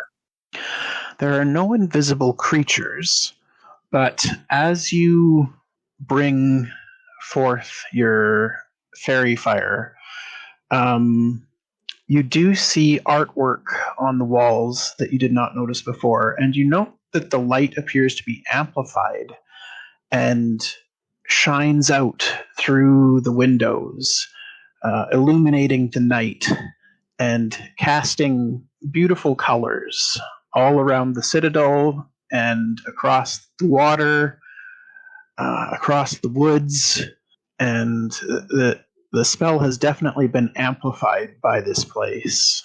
Oh, frig. It's going to be like everything within 100 miles is going to see us. No. I mean, joke's on you. We already basically set a goblin off in the wild that knew where we were going to go tell everybody, but yeah, okay. Old Nell's going to curse under his breath some like elder Australian swears, and will grab the art objects off the wall and make his way downstairs. Okay, you're using the rope, so you get advantage on your deck save. Yeah, I don't need it, but okay, fine. Well, you're right, you didn't need it. 16 is more than good enough. You make your way down without issue. And old Knell will report what he found. Like, basically, I kind of imagine it like you guys have been having this long conversation, then he just bursts in and he's like, everybody, that room amplifies magic somehow, and I think I may have put a flare out, and why are you all staring daggers at each other? And Deacon's going to look back at old Knell and say, and sort of nod his head towards Micheal and be like, we got us a god here with her favorite weapon. Oh, yeah? And she's willing to have a truthful, peaceful talk with Tempest. While this conversation is going on, Ulnan will cast another Cure Wounds on Tia. Oh, thank you so much. At Tia's announcement of a truce, the knives go back in my pocket, and I will put the art objects into the strongest-looking person's arms, probably Micheal. Probably not. Probably me. Probably Ulnan. Ulnan it is. You get to carry all the art objects that I filched. What were they, Ryan? There's a couple of paintings. The orc that's with y'all. Oh, yeah. Yeah, Ulman's an orc right now. Oh, yeah. I think I might actually scream a little bit when I see that. Looking He good, just looks Ulnan. that way sometimes. It's okay. It's okay. Looking good, Ulnan. Strong chin. That's Ulnan? Oh, He's Cool confusing trick. that way. The rest of us are all just nonchalant. Kai is just going to be like, okay, mental note. Do weird things. Y'all figure we head back to check on Tempest now? Should we check the rest of this building first? I mean, we could try and search through. It feels like we didn't necessarily go through the whole place. There is also that larger building on the south side of the compound that we haven't gone into yet. well, let's go Yeah. check him out then. Wynn goes back into this room. Ryan, you said there was an inscription here? Yeah, it was, Sorry, which room are you in? Oh, yeah. Statuary. You read Elvish, right? Yep. Yeah, it's Corlin's statue. Have any pictures of the sun on it? May I get a hint of whose sandals I'm carrying? No, there's nothing that looks like Corlin's symbol on the sandals. Okay. And did we go down this little bit? Yes, we did. When we were looking for another way up. Excellent. Sorry, how many god objects did we get from the goblins? 4? 5. 5. 5, excuse me. Okay. And my sand is still undisturbed, correct? Yep. I will scoop it back up into the pouch Okay. and go carefully through the ball bearings. I'll spend like 10 seconds trying to pick up ball bearings, despair, give up, and put them all down. Sounds good. 1,000 ball bearings would take a long time to pick up. Maybe they come with a magnet. Hey, over here, guys. All right. Who wants to look at the door? I'll inspect it. Okay, I can help you. Thanks. Not that you needed it. No. You don't find anything interesting about the door other than that it is in terrible shape. Like it's barely standing. Okay, I will back up and let somebody else open it. Yeah, it falls off its hinges. Inside, you find some tarnished cutlery on the floor, shattered pieces of ceramic, broken down wood, just bits, petrified, some of it. You'd guess that this was another area for people to eat. Nibbs, are you helping me investigate this door? Yeah, sure. Sorry, my daughter just came and distracted me. Sorry. That's no problem. You don't see anything terribly interesting about this door. It is in better shape, being an interior door, but it's not locked or trapped or anything. I will let somebody else go through first. This appears to also be a kitchen. Nothing in serviceable shape that you'd care to take out with you. So, Ryan, do we see any other rubble from here? How do you mean? Do we see any other places that look like they might have been impacted by meteors from above? No, not in here. And the next question I've got, and I'll ask the party this, is the orcs took off with something. Do we want to be following the orcs? I actually have some thoughts and opinions on that, but before we worry about the orcs, perhaps we should check that one remaining building on the south end of the compound. Sure. Going to check these other little buildings up north of us? I think we should check them all. I think we've gone into most of them and discovered that they have been picked clean already, but, I mean, hey. Yeah, you guys, all of the buildings that you check in here are in a similar state. Anything that had been in them has long since decayed. The only thing structurally that's sound is the stone walls. All right.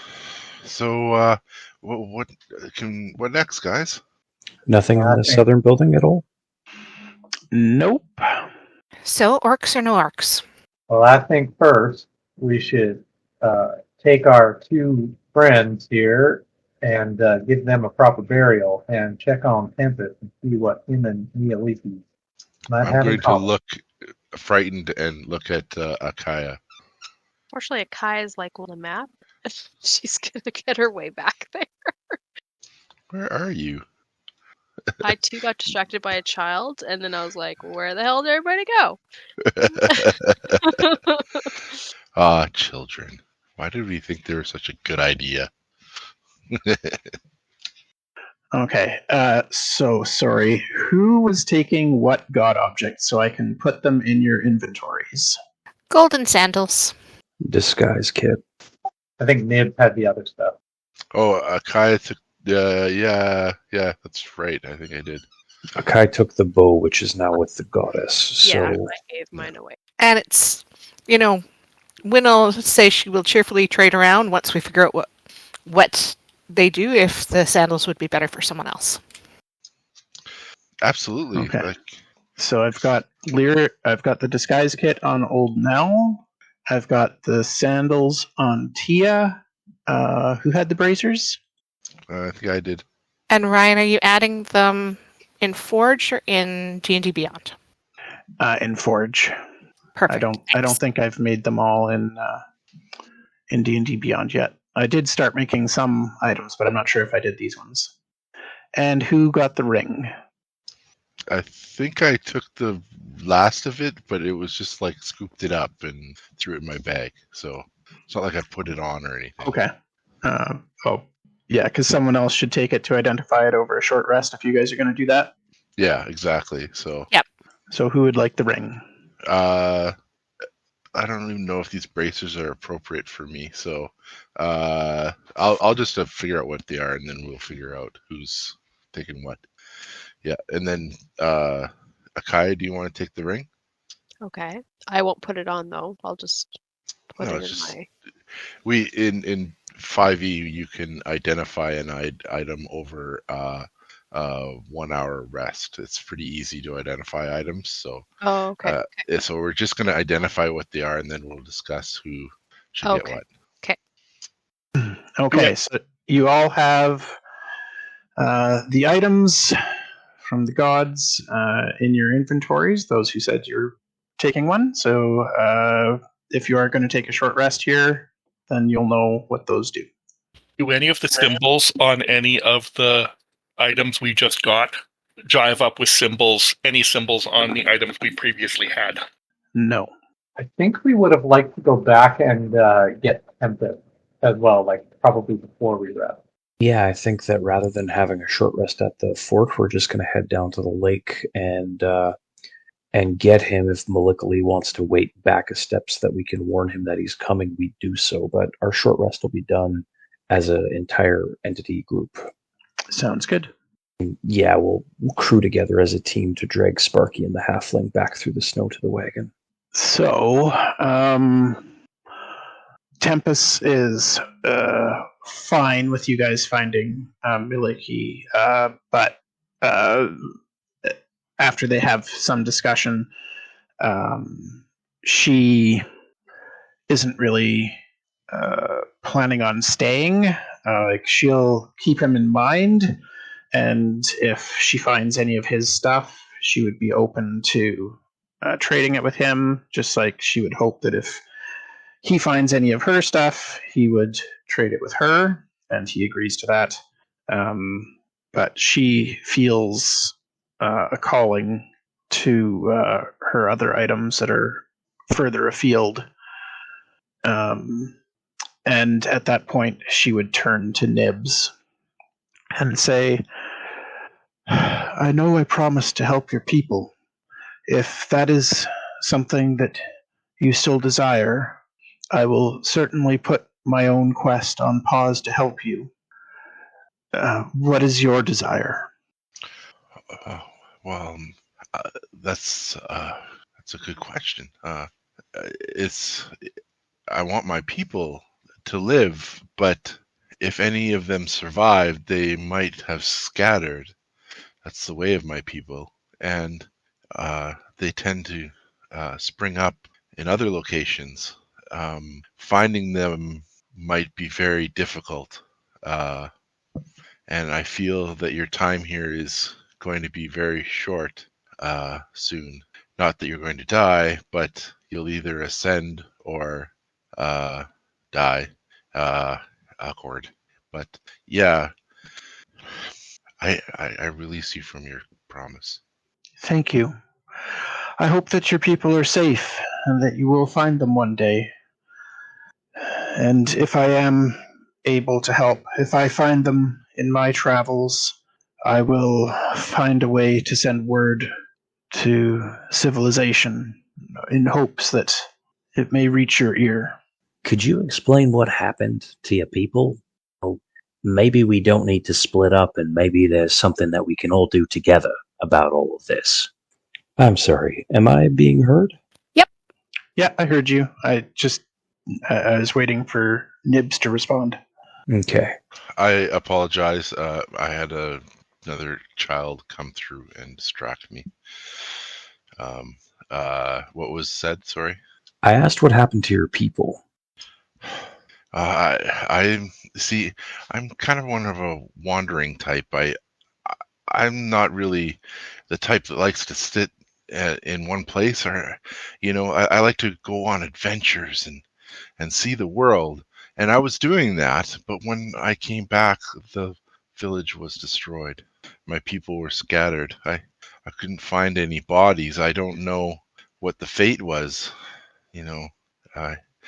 I've been kind of searching the wilderness to see if there's been any survivors, but I haven't found any yet. So you don't know what happened or who did it? Pretty much. All right. Well, It before was long done by the time I came back. Well, maybe not long done, but the tracks had been erased by, a season. all right, elf goddess, you. Where do you detect your other items being? General direction. One moment, please. Okay. She detects one far to the northwest and one far to the south and one far to the southeast. And she would get the sense that they're all on the move. And old Knell is just going to relay the info that we had gotten from our goblin crew that a big scary orc who we suspect is probably involved in the God War is sending out scouting parties to find treasures in various directions. Some of these might be her. And because there is an orc horde in the area that has been, threatening civilization and various things, we believe that they are there. They might have alliances with other gods. We don't know. But there is a non-zero chance that her items might be falling into these orcish hands. So instead of her setting off on her own, I have a proposal that instead she joins forces with us in Tempest, and we all get together, we join hands in harmony, and we kill Grumpsh, god of the orcs. She would be on board for hunting down Grumpsh. Does Tempest have any sense as to which direction his artifacts are in? No. Well, Because looks he like doesn't our have best one. bet. Yeah, fair. Looks like our best bet might be finding this Grunch. And old Nell's just going to quietly spin a yarn about how this might benefit everybody. Like, we don't know what happened to Nibbs's people, but maybe they were attacked by orcs. If their village was destroyed and there's an orc horde on the rampage nearby, might be worth checking out. And he's going to look at a key and he's just going to say, "You're a scary swords lady. Surely you'd like to cross blades with an army and, help scatter the orcs and keep them from hurting people." Is Akai also being set upon by children? No, sorry, I'm just trying to read Oh, some of your notes you sent me. So I'm just trying to process, kind of. yeah, those are relevant to the discussion happening right now, for sure. That's what I was thinking. Okay, so Akai's gonna bring up the fact that I have been, I guess, helping someone had seen a meteorite hit near their home, and we discovered some mysterious objects, and we were going to have them looked at to see if we could figure these out. But I'm kind of getting the feeling that this have something to do with your quest, and that these are the godly items. Interesting. Do you have any idea where they are now? They would be with now I'm really butchered. Ryan, maybe you can help me. Is it Sign? Yep. Sign Gorlds? Do we know who that is? No. I don't think anybody's even going to get a roll on that one because you're not from around that area. And who's that? So I guess she's from my home. It's called Gorl's Rest. She's a noble paladin. Paladin, you said. And who might she be worshipping? Would I know that, Ryan? I don't. She would follow in the tenets of Shiro. Okay, I'll pass that on. And Deacon's just going to roll his eyes. How did they respond to these objects? Well, I was just gonna say I could tell you the piece, I guess, was a flaming sword, a grinning mask. There was some black... Those are the symbols that are on the pieces. Oh, the symbols. I'm sorry. Yes. So there's the symbols of a flaming sword, grinning mask, black antlers, a pair surrounded by green, and an open maw. All of you, at the mention of a flaming sword symbol, see Tempest become extremely engaged in this conversation. And he says, "What bore the flaming sword?" I'm not sure.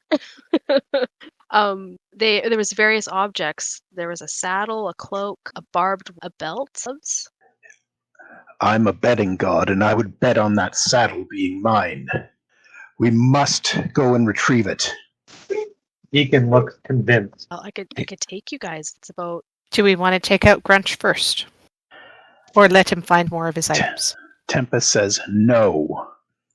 I'm inclined to agree. I think if we have a bead on one of Tempest's relics, we should probably get it for him. We have no idea if any of Grump's artifacts have been found or not. As much as I want to pick this problem in the bud, I think you might be right, if only from the standpoint of there will likely be other gods sniffing around for those items, which might be more allies of foes that we can pick up. So I think you're right. Let's head to this Gorold's Rest. Sounds good. Maybe we'll find the sword. We have a direction to go in. So are we taking our short rest then? It's evening, right? So maybe It's nighttime right now. maybe we have a long rest and start in the morning? Okay, I was just going to share the identity of the object that... So Yeah, do I wait for morning for that? Sure. Let's pitch camp, and yeah, if we want to share in the morning, we can share in the morning. Maybe we share at night, because sometimes bad things happen at night, and if these items can help somebody defend us, they should be divided amongst the people that can use them the best. That makes sense to me. Well, the others are identifying objects. Deacon is going to try and make some cairns out of some of the rubble from this place for the two, the halfling and Sparky. Ulnan will help with that. Nibbs will volunteer. Well, the bracers here that I got are pretty interesting. Old Knell, you might find them interesting. They give you they have like black leather bracers decorated with snakes. There's how do you say it? Cirrus? Syrah, yeah. Cirrus bracers. And first piece, well, I guess I don't know all that, right? First piece just gives you +2 sleight of hand. Second piece, +1 intelligence. Third piece, +1 intelligence. Fourth piece, expert feat. Okay, I don't know why you would assume that I'd be all about the sleight of hand life, but yeah, those could potentially be of some use. Locks. That's profiling and it's offensive. Yeah, those would probably do me pretty good. These pretty shoes make people more athletic. Is there somebody... I'm not really the athletic sort. I don't think anybody is, actually. I was thinking perhaps our person who just recently joined us I look at Akaya. Yeah, looking fairly athletic over there compared to the rest of us. But do they go with my outfit? They're golden. So they are quite pretty. You seem to have a more silvery theme going on, but you could be multi-metalled. That's true. That's true. Mixed metals. Yeah. And you had kind of an Asian theme, and it is very thematic to be wearing sandals. Yes. Well, but like red and gold. That's pretty Asian right there. yeah. Okay, that would be great. Thank you. How do I transfer them? Or are you able to, Ryan? Or Yeah, I'll move items over. Thank you so much. I just gave old Knell the bracers. Old Knell will hold up the disguise kit and will say that this is Lyra's disguise kit. When you have it on your person right now, it gives you a little bonus to deception. I'm not proficient with the kit yet, but I will be soon. Is anybody else proficient with disguise kits? I know Ulnan is, but anybody else? Nib. Yeah?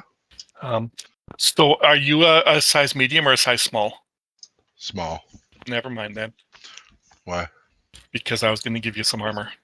Oh. Does it shift in 5e or not? Magical stuff or no? Yeah, the magical stuff will resize to fit. Okay. I am going to give Nibbs the Ball's black leather. Oh, he'll look like, what? I can't take that from you. That's too nice. I just met you. How do you fight stuff? Up close, I'm guessing? and he takes a couple of steps forward in a sort of fencer's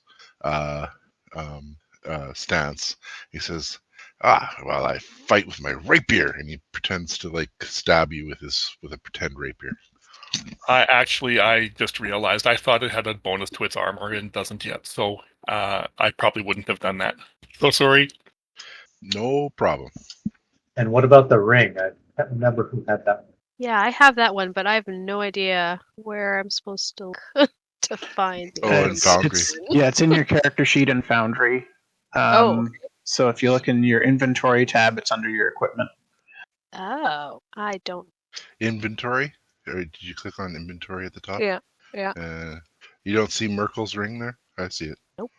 Right above Lathander's golden sandals? Oh, I don't think I'm.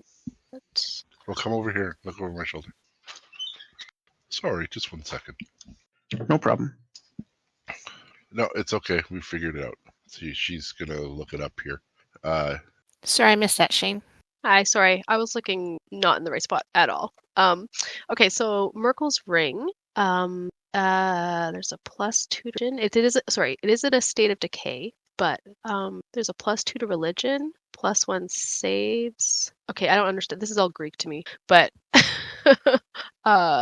2-piece bonus +1 saves, 3-piece bonus +2 saves, 4-piece bonus +3 saves.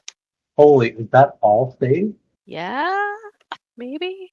Yes, if you get 2 pieces of the set for Merkel, the ring will give you +1 to all of your saves. And if you get 3 pieces, then you get +2. 4 pieces gives you +3. Whoa, someone needs to get the Merkel stuff. Wow.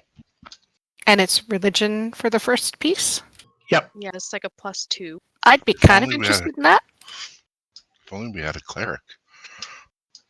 I was just kind of thinking, I had a funny thought that when we're all said and done this campaign, we're going to look like a bad BDSM group with all the Evil things? evil things on us. Bane's ball gag or Yeah, Bane's ball gag. Yeah. Sorry, Ryan. So I could give that to That's okay. Win. If I guess I'm sorry, I didn't hear that. I can give you the ring if no one else, I guess, objects. I don't know. Yeah, nobody else is speaking up for it. Go ahead. Thanks. I like knowing things. Okay. So was that all of the items taken care of now? I believe so. Yes.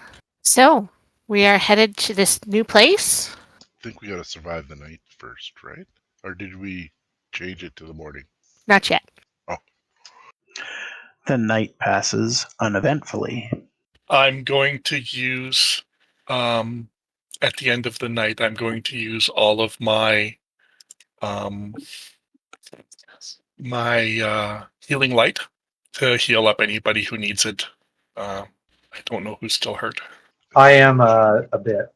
So is Akaya, I think. I am too, yeah. But like our hit dice replenish after a long rest, right? So we should just use our hit dice and then probably we're fine. Oh yeah. So Marthe, what that means is actually come here. Is anyone out there? Yes, I think we were waiting for Shane and Marthe to figure out long rest hit dice. Yeah, it's just Marthe's just having some trouble with doing the dice roll right now. That's all. Yeah, no, that's fine. No worries. This is getting used to this all is kind of how it goes. Yeah, for what it's worth, I'm just going to use my hit dice, and in the morning, old Knell is going to distribute some gold from the party coffers to our goblins. Each of them will get 1 gold piece as if they were a hireling, and he's just going to tell them that they're doing a good job, and as valued members of the party, they get paid for their contributions. They're very excited to be given money. Like, just their eyes sparkle with joy and tears as you give them these coins, and they do their very best to help make the travel as smooth as possible for you guys.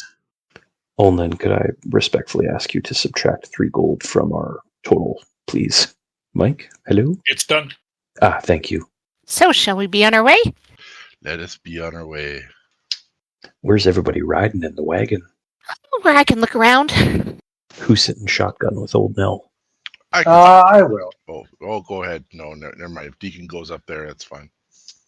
So old Knell's going to ask Deacon, like, for a bit more of your story. We know that you're, chasing revenge, but, like, you had to come from somewhere. What was your life like before you became a desperado hunting down the man who killed your brother?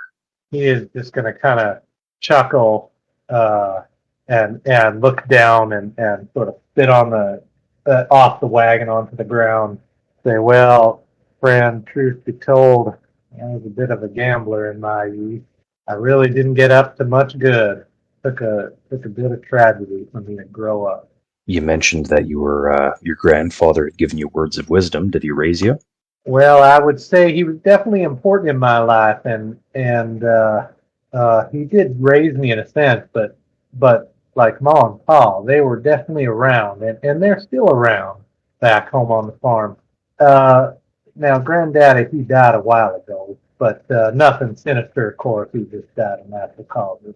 And once we find Shades and take them out, you thinking you're going to head on back to the farm, or what are your plans long term? Well, I don't rightly know, but I feel if I could do some good in this world, that is where my path lies. I have some sins that I need to amend, and I wish I could do some good. Groovy. That's all of my plan, is just spending a little bit of pleasant company, making small talk and big talk, and finding out more about Deacon. After the comment about being, like a good guy and making up for his sins, I'll roll over and kind of like reach out and punch him on the shoulder and give him a thumbs up. Did I even feel that punch, or? No, not really. I mean, I'm sure you're aware of it, but No, he didn't punch you hard. I was just joshing you because you're so small. Yeah. I'll look over and sort of you're wearing a hat, I think, right? But I'll just kind of like ruffle your hat a little, or pull it down in front of your eyes. And in fact, be like, you seem like an all right fella. I try to be. And then I'll look over at old Knell and be like, well, I guess I answered a few questions. I realize you have some sort of amnesia, but you got a bit of secrecy going on about you. What's going on there, my friend? What you mean, lad? Well, it just seems like every time you get a chance, you'd be talking to these unsavory kinds in Nordgard. You worried about something following you then? I mean, I've told you about my concerns about the city council being compromised by the crime boss Heartsbane, and I'm pretty sure that the Elven Council of Philorana is, affiliated with Heartsbane, might even be Heartsbane, I don't know, but I just got concerns about unsavory types knifing us in our sleep is all. So you reckon you got some affiliation in your previous life with this Heartsbane then? I mean, I'm not sure on how I'll know the things that I know, other than to say that, I seem to be able to speak the language of criminals and just know how to pick them out of a crowd and have a certain sort of je ne sais quoi kinship with those that live outside the law. So I can only assume that whatever I was doing in my old life, I must not have been a very nice person. I would strongly prefer not to be knifed in my sleep. Me too. Why do you cover your face like that, though? Oh, right. And he's just going to did Micheal stay with us after we decided to head to town? Like, is she staying in for the killing Grumpsh Alliance? Yep. Well, it's, and I guess he'll just throw back his hood and take down the veil and reveal his dark elf features. Ashy gray skin. He is, as his name suggests, very old, so he's got a lined face, but He also has a bunch of like acid scars down one side of his face, and it's even eaten away a bit of his lips, so you can see inside his mouth and see a little bit of, teeth and gum. But yeah, he'll just say that folk like me tend not to be very nice, I think. So just making sure that anybody we deal with isn't scared away of me because of my looks. Okay, do I have any clue of what a dark elf is? Give me a history check. I'm going to say no. Yeah, your people hadn't run across them. I'll look at him. I'll look at the other faces in the group to kind of gauge what their reaction is to him, and then when they're not like, oh, what's Maliki's reaction? Not surprised. Well, if the majority of people are unsurprised, then he'll just shrug and say, I'm sorry about your wound, but I wouldn't worry about it. I think people will accept you and understand that, wounds like that just happen sometimes and nobody has control over it. Oh, that's sweet of you, kiddo, but it's not the wound. It's the fact that I'm a dark elf. My folk have a dark reputation, I think. Oh, okay. And at that, Maliki says, yes, and try not doing yourself any favors wearing those bracers of Sira to improve your reputation. Who is Sira, and why should that turn people off?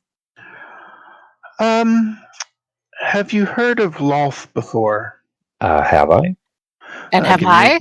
Give me religion checks, please. Oh, hold on, I'm trying to figure out how to do that from here. I'm going to do it from elsewhere and add 2. I rolled fairly decently, but I still feel like he probably wouldn't know. No, I'm looking for a 20. No, 17.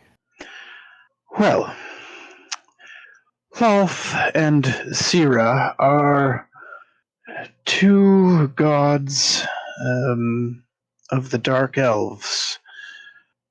Of the 2, Sira is the more reasonable. She is certainly sneaky in her way of doing things, much as yourself, old Knell.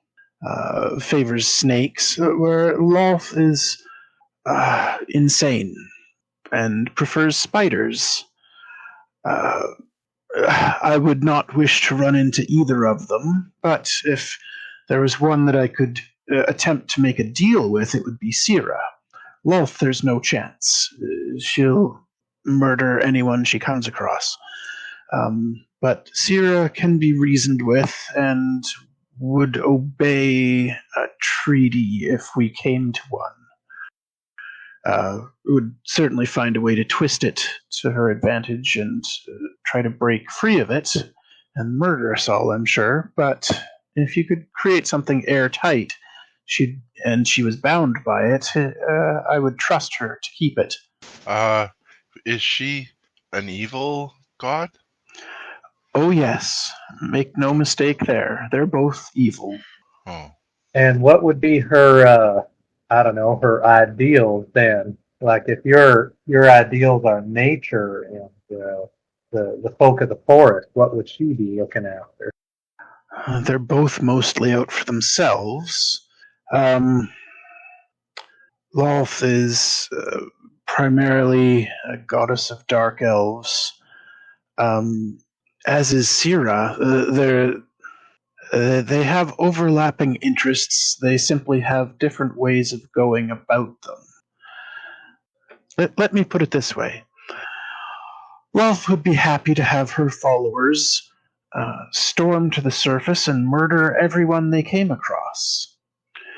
Sira may try to find a way to network with the people of the surface, and certainly crime would be involved, but perhaps slightly less murder and assassination, and more fraud and forgeries and thievery.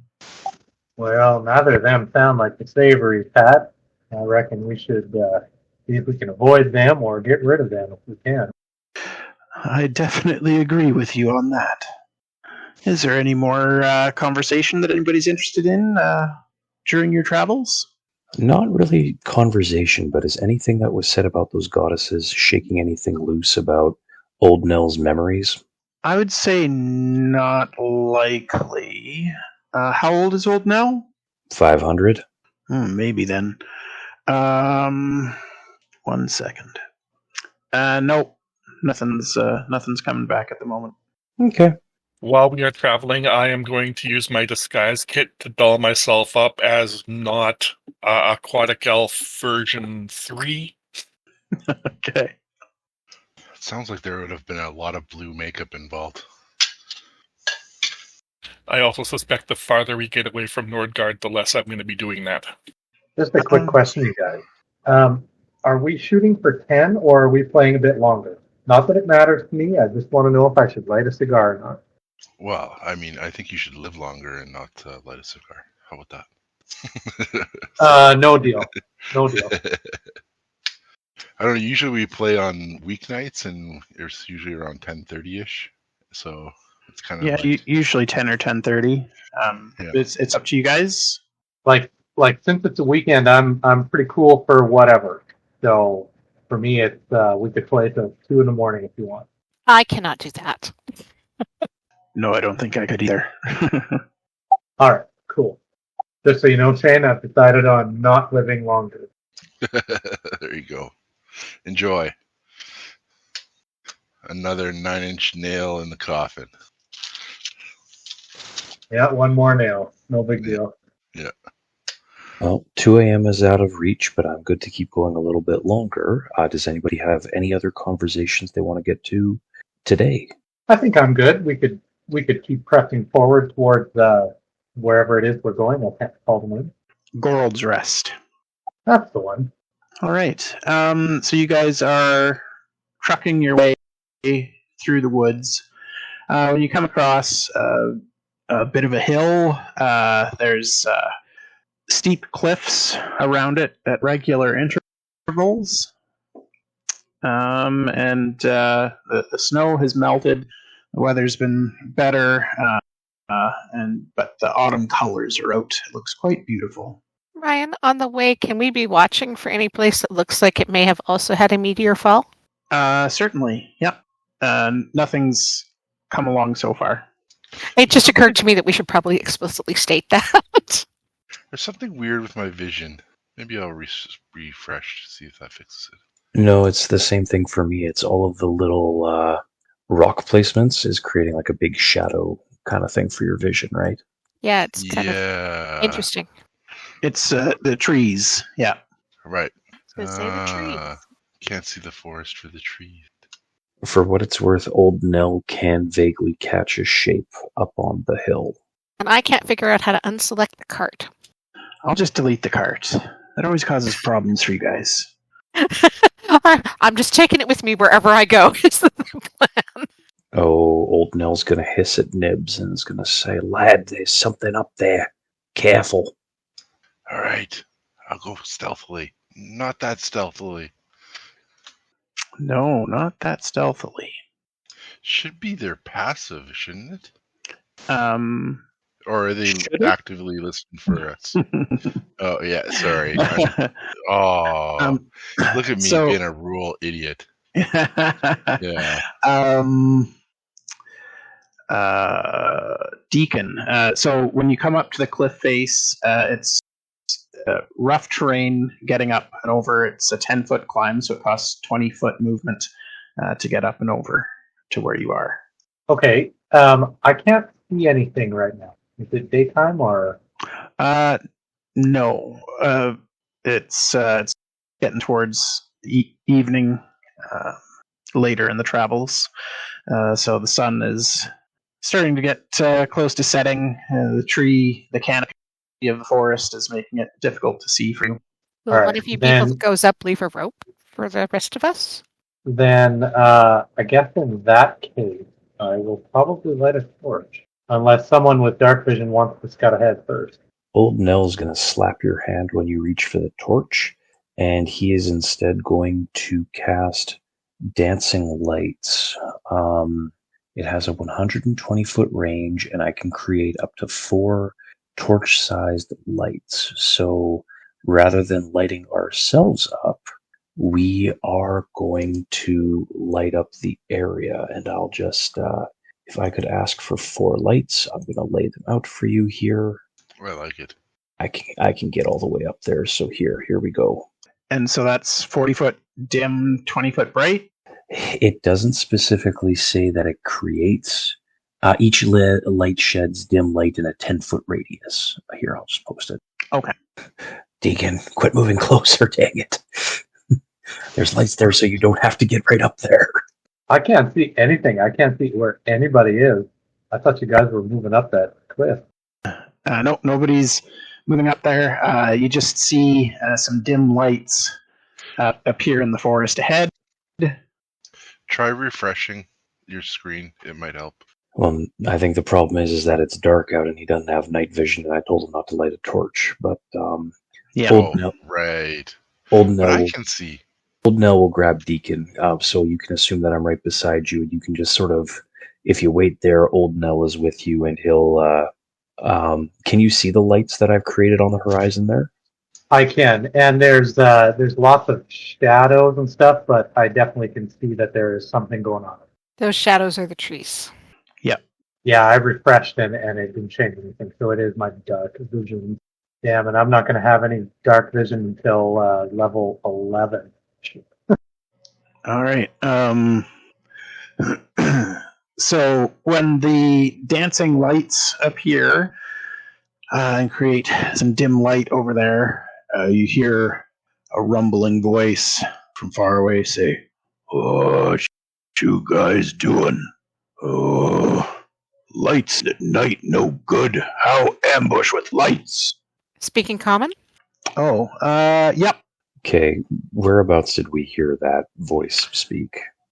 I'm pinging him. Okay. Old Nell's just going to say, all right, so they're looking to ambush us. Who wants to turn the game? If everybody just creeps up a little bit closer, I'll light them up proper this time. Did you guys leave a rope to help climb? Helping the climb how? Like, I don't understand this hill to be difficult to climb up. How So you'll see that there's a circle of gray stone right in front of, well, behind Deacon. He went over it. But in front of you guys, that is difficult terrain that needs to be climbed. So it takes 10 feet of movement to get up. Oh, just movement. Okay, cool. Yeah, it's easy to find handholds to get up and over. Excellent. That was what I was worried about. So in total, it takes you 20? Yeah. Well, it's 15 to move across the space. Okay. If and you could all move up with me, I'll light up the area. I can't see you moving, though, because I'm blind. I don't want to take my light out, so... Old Knell can guide Nibbs and Deacon through the darkness. I can do things from here. I will definitely follow Old Knell, but I can't see him to follow him, so I'm going to have to move you along. And yeah, Old Knell will tug Nibbs and Deacon to right about yonder, and I believe I've got a 60-foot range on this. Okay. Is everybody where you want to be right now, or would you have repositioned? Would our goddess friend have been closer to us, and both of them, and our god, I guess? Yep, good call. They'd be up there with you guys. And I would have moved where I wasn't right behind a tree like I am. I would probably be one up. Probably be at least one Right up, there. or one word two. Yeah, everybody can roll initiative. All right, Nibbs, you're the first one up. What would you like to do? Well, I guess. I can't get a response from them, so I'm just assuming that we're going to... And I can kind of see some of the creature. Does that mean I can see it, or is there like a hill in the way? Yeah, there's a bit of a hill in the way there for you. Okay, so I can't see anything to like... But is it hidden? Like, can I fire at it at disadvantage? Oof. I mean, it's already long range for you, probably, right? What is a short Oh, bow? it's 80 feet for a short bow. So it's Yeah. It's in range for you. But yeah, it would be at disadvantage because it's like you're firing blind, basically. All right. Well, I'll take disadvantage because if I steady aim, that'll give me advantage. Give me a straight roll. That's what I'll do There you go. without the. 22 definitely hits, so that's 5 piercing damage. Yeah. Anything else on your turn? Oh, that's it. When I do a steady, Oh, the right. aim, Yeah, that takes everything, right? hmm Okay, Kai, you're up. Can I hold and wait? You can ready an action. Yeah. What would you like to ready? I'll just ready my. Sorry, there's a cat in my face. I guess I would ready my longbow. Okay, and what are you readying it for? Like what condition? Just for something to charge. If there's something gonna charge at us, yeah. Okay, sounds Shoot. good. You're gonna get an action right away here. Did I make somebody mad? Yeah, these guys saw you coming. They were crouching and hiding behind the bushes. And that's who the ogre was talking to. So this guy's going to aggressively charge forward. So I think Marthe gets her action. Okay, I'm just trying to figure out how to do that now. Just click on the bow before the short bow or before the long bow on D&D Beyond under actions. Action. It's right under your initiative, right there. Sorry, guys. All good. No problem at all. I think. Oh, that was long sword. You need to click Oh, on long jeez. bow. A 15 hits. You do 5 damage. The orc is then going to take a swing at Old Knell and misses badly. Deacon, your turn. All right. So now, as far as what I can see this ogre a little bit. And did I hear that orc taking a swing at Old Knell? Like, could I fire at it? Yeah, you definitely heard it. It's really close to you. All right. I'll take a couple of shots at disadvantage, of course, at that orc. Not doing great. I'll take my second shot at that same orc. Okay. That one hit. There you go, 6 down. All right. Anything else on your turn? No, I'll just stay right where I am. All right. Old Knell, you're up. Old Knell, having casually just sort of shucked his head to one side to avoid the attack from the orc, is going to ignore him and is going to cast Fairy Fire into that 20-foot cube that I've drawn on the map. So speaking a word aloud, the area bursts into violet flames, and any creatures in that area can make a dexterity roll. DC, 13. Success. Well, I am going to concentrate on it. It doesn't say that objects and affected creatures shed dim light. So I'm guessing that entire area is lit up with dim light because there'd be trees and stuff inside of it. But the ogre is not illuminated. We don't get advantage against it. Old Knell will concentrate on that spell just for the sake of illuminating the area. So that is his action. Bonus action, he's going to disengage and just take a few steps back, let other people deal with that orc in our face. That's my turn. Is that the only creature that I see, Ryan? So sorry, just 1 second. The dancing lights thing goes away because that was concentration, right? Yeah, but I'm concentrating on it, so why would it go away? No, but sorry. I'm getting the spells confused. The Fairy Fire was the first one that you did, right? So those 4 lights go out? I don't believe dancing lights is concentration. Does it say that? It is concentration, yeah. The 4 lights go out for the sake of the bigger flame that encompasses them. Excuse me. Okay. That should be good now then. All right. So, sorry, what was that, Tia? Is this the only creature that she can see that is hostile? Yep. Okay, we're just going to cast Frostbolt on it. Okay. Frostbite. And that is Con 14. That's a fail. Takes 1 point of cold damage. And has disadvantage on its next weapon attack. Nice. Yeah. Don't hurt me, don't hurt me, don't hurt me. That's what her spells are about. Okay, I marked it so I don't forget. If it's still alive by that point. Anything else? I am going to move a little closer. There, that is as brave as she's going to be. Okay. And I'm done. And another 7 against old Knell. Get bent. I call racism just because he's a dark elf. Does a 20 hit old Knell? Yeah, okay. That one hits. Oh, I didn't mean to roll an attack again. I thought I hit damage. All right, you take 6 slashing damage as an orc comes roaring over from the hill and slashes at you. That's a miss.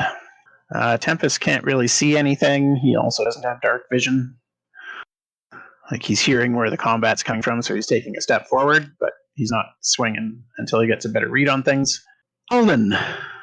Is this one the one that missed Old Knell, the second one? Yeah. Okay. I'm going to target him with, you do know the slashing end's supposed to go in the other guy, right? And I am casting Vicious Mockery. My DC is 14. Oh, Wow. He just completely ignores your taunt. I'm impressed. Anything else? Is this area here on our same level? Yes. I am moving to there. And Okay. I am done. The ogre, hearing sounds of combat, comes rushing over and sees somebody on his way, so makes a beeline for Ulnan. That's unfortunate. It could be. We'll see. Except you rolled crap. 11 hit? It does not. All right. He doesn't even get any extra attacks or anything. Just one big swing. So back to the top of the order. Nibbs. it is me. Well, I got a beat on the ogre, right? No, I don't. No, he's no longer in the light. Right. Okay, who can I see? Anyone? I don't see anybody. Nope. Okay, well, is it an action to take the light out of my shirt? That was a long time ago. You had that, like, well over the duration of what that. Oh, spell I be. didn't realize. I thought it was like an infusion thing. No, I think it was just a light spell. It was just a light spell. Sorry. Oh yeah, okay. He pulls it out triumphantly and then looks at it and goes, "Oh." And I guess he's just gonna fire at the ogre because he can do that at disadvantage, and then give himself advantage. Okay. Oh yeah, I guess it doesn't matter if you're attacking with disadvantage anyway from having someone near you. Oh, there's a bad guy near me? Yeah. Oh, I can't see him. No. Oh, there. Well, I'm gonna screw that. I'm gonna attack the nearest bad guy to me, which is gonna be that near-death guy now that I can see him. Okay. Problem is, I'm looking at Akaya's character sheet. Do you have aim? Yeah, I'm a rogue. Oh, I just don't see it on your character Oh, sheet. I probably did enable it in the settings. You have to go and turn the option.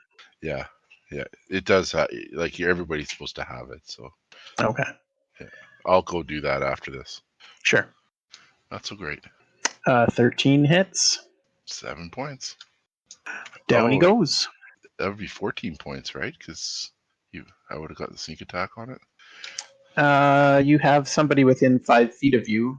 Yeah, so but doesn't when you're attacking somebody with a long range weapon and they have and there's an ally within 5 feet of them, doesn't it give you sneak attack?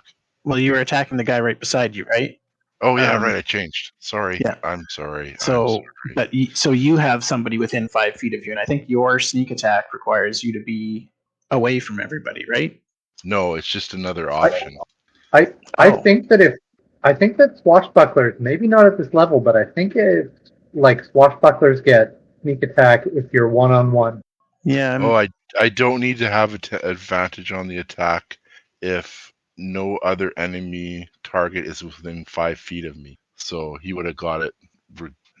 I get the normal sneak attack that all rogues get, but then I also get the following. You don't need advantage on an attack roll if another enemy is within 5 feet of it. What? If another enemy is within 5 feet of it, that enemy isn't incapacitated, and you don't. Here, I'm gonna. It's not just specific to enemies. If you are within 5 feet of a creature and nobody else is around you, whether that's allies or enemies. Right. But it's used so somebody flanking, you would still have that condition met. And he's exactly right. It's an additional way to use sneak attack, so he still has the normal way to use sneak attack. Yeah, So I think the idea is like if you're dueling a person, you're able to use sneak attack, like a swashbuckler fencing a guy. Yeah. Yeah. Okay.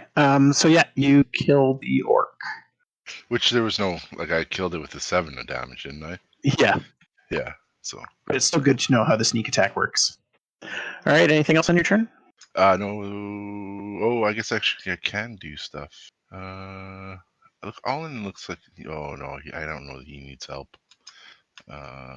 Aim doesn't let you do anything else, though, right? I didn't aim. Did I? Well, you yeah, did right. straight Yeah, roll. yeah, So. yeah, right. Okay, go ahead. Okay. Akai, you're up. So, I'm going to Mrs. 10. Just go. I can't talk. Yeah. I think it was 10. Yeah. Okay. So now she'll shoot with her longbow. Can I shoot the guy behind? You can. Yeah. Yeah, you can see the majority of the orc. I'd say it just has a +2 to its armor class because it's a little bit behind old Knell there. Okay. But if you attack the one in the front, you wouldn't have that +/-2. Yeah, you hit and do 12 damage. Ouch. All right. Anything else on your turn? Nope, that's it, because I can only move so far, right? I think you get 30 feet of movement if you wanted to move really? more. Oh, okay. Well, it takes me 10, though, to get over this ridge. Yeah. Okay, and that's it. All right, Deacon, you're up. All right. So if I were to light a torch, that would take me an action, correct? Yes. All right. I am going to do so, and then I'm going to action surge. All right. Okay. So my first attack is going to be on this one beside old Knell That's a hit. for 9 damage. Is it still kicking? Yep. All right. This ogre up here, it's carrying a weapon, correct? Yep. Like a club or something? Yes. But ogres are strong. All right. My second shot is just going to be on this same. 18 hits. All right. It is very hurt. And then I will just move slightly right there. All right, old Knell, you're up. Question. Torches aren't bright enough that they cause visual problems for dark elves, are they? It's specific to sunlight, is what it says in the perception roll. Perfect. Well, hold on. Let me. Hold on. Disadvantage on attack rolls or perception checks that rely on sight when you or the target are trying to perceive as in direct sunlight. So I think the torch probably isn't powerful enough. No, you're fine. Okay, old Knell is annoyed that his light gambit didn't work, and when he is sandwiched between two burly men, he prefers it to be more amorous and less violent, so he is going to stab the both of them. One with his action, one with a bonus action. Okay. That's a hit, and that'll drop one. And that drops both. I think then he'll just yell, Ulnan, and we'll run to your aid. That's my turn. I'll admit I didn't calculate well there, but I can just use my bonus. Oh, no, I didn't. Okay, I should calculate that because I used my bonus action. Yeah. And Tia, you're up. I'm going to cast Mind Spike on our friendly neighborhood ogre. It is a Wisdom 14 save. It is slowly coming across. Yeah, I see it. It's really slow tonight for some reason. He passed. So he takes 7 damage. I wasn't counting on that from an ogre. Me neither. He gets -2 on those saves, so I figured he was doomed. Anything else? I'm going to move up just a little. There we go. Maliki hits it for 7 with her bow. Tempest will use his action to dash and get right in there. And Ulnan, it's your turn. Am I able to get there with this tree in the way without provoking an attack of opportunity? Yeah. Because you could have walked into that square and still been in range of the ogre. This might hurt. I am casting Eldritch Blast. At disadvantage because you're in melee? Oh, wait, no. I'm casting Sacred Flame. Okay. And it is a DC 14 dex save. He did not save against that. It's actually a dex save, but I don't know if that matters. Oh, no. It really doesn't. I booped him for 1. Boop! Anything else on your turn? No. Old Knell has less than a 19 armor class. Old Knell is knocked unconscious. Nibbs, you're up. Okay, the only guy I know of is the ogre, right? Yes. I'll take my movement to get there. Oh, wait. That's good enough, right? Yeah. Okay, so that was... I lost count, actually. So looks like I did like about 30 to get there, right? Okay. And I'll do attack with my rapier. I don't have a katana. Oh, right. I think I'm going to miss. 11? An 11 hits. What? So 5 piercing. Do you not get sneak attack on that? Oh, yeah, I do. Yeah, so 11. Sorry. Yeah. I was just so used to not having it on there. Yeah. And then I will disengage. Oh, I don't need to disengage. I'll just back off. I don't know, over to there. Oh, yeah, because you have a thing where if you hit somebody in combat, they can't get an attack of opportunity. Yep. But I thought you'd already used all your movement getting up there. I did, but I'm a rogue, so I can dash for my... Oh, right, for your bonus. Okay. Yeah. And so that's your turn? Yep. All right, Akai, you're up. Okay, I'm gonna move. So you said third. Yep. Okay, and she's gonna shoot her longbow at Okay. That is a miss. him. Anything else? Well, I think so. Sorry, maybe I should have declared this before, but I have shoot Might be under the features and traits. action Action surge. Yeah. So does that mean I could shoot again? Yeah. Yeah. Okay, can I do that then? My shoot. Sure, my shot sure is thing. so hard. Ugh. That's another miss. Yeah. Alrighty. Deacon, you're up. All right. I want to. Oh, I guess first of all, Ryan, I want to know if from where I am, is this ogre having some cover because of these trees or tempest or whatever? No, he's quite large. Doesn't get any cover bonuses.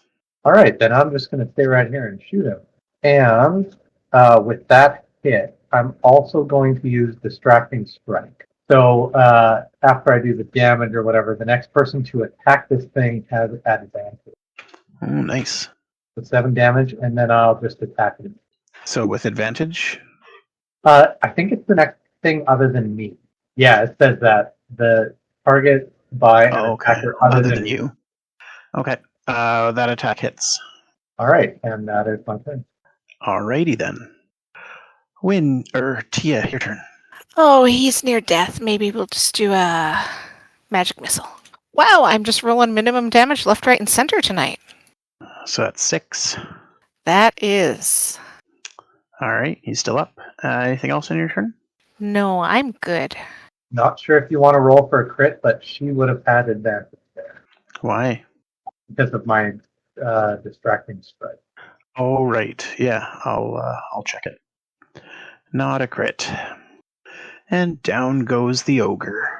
And I beeline for Old Knell and use one of my cure wounds. All right. And that'll get him back up on his feet, and he's fine now. Yay! Okay, I don't know about the rest of you, but I am at my wall. Yeah. I am curious. I would sounds just good love to to know, Ryan, if you're willing to share if these guys have any of the god items. They do not. It's just a random ambush group. Snooping through their stuff. Fair enough. Yeah, I'll roll up some loot for them. Yeah, definitely checking the ogre pocket. Is that code for something? Well, like if you don't know, then I guess you don't know. I don't think that's a good roll for us. You guys find That three gold pieces, some dried meat, and spectacles. God, I hope those Spectacles. spectacles. I hope they were the ogres. Could have been. Yeah. Anyway, we'll leave it at that tonight with the orcs and ogre slain and the party triumphant.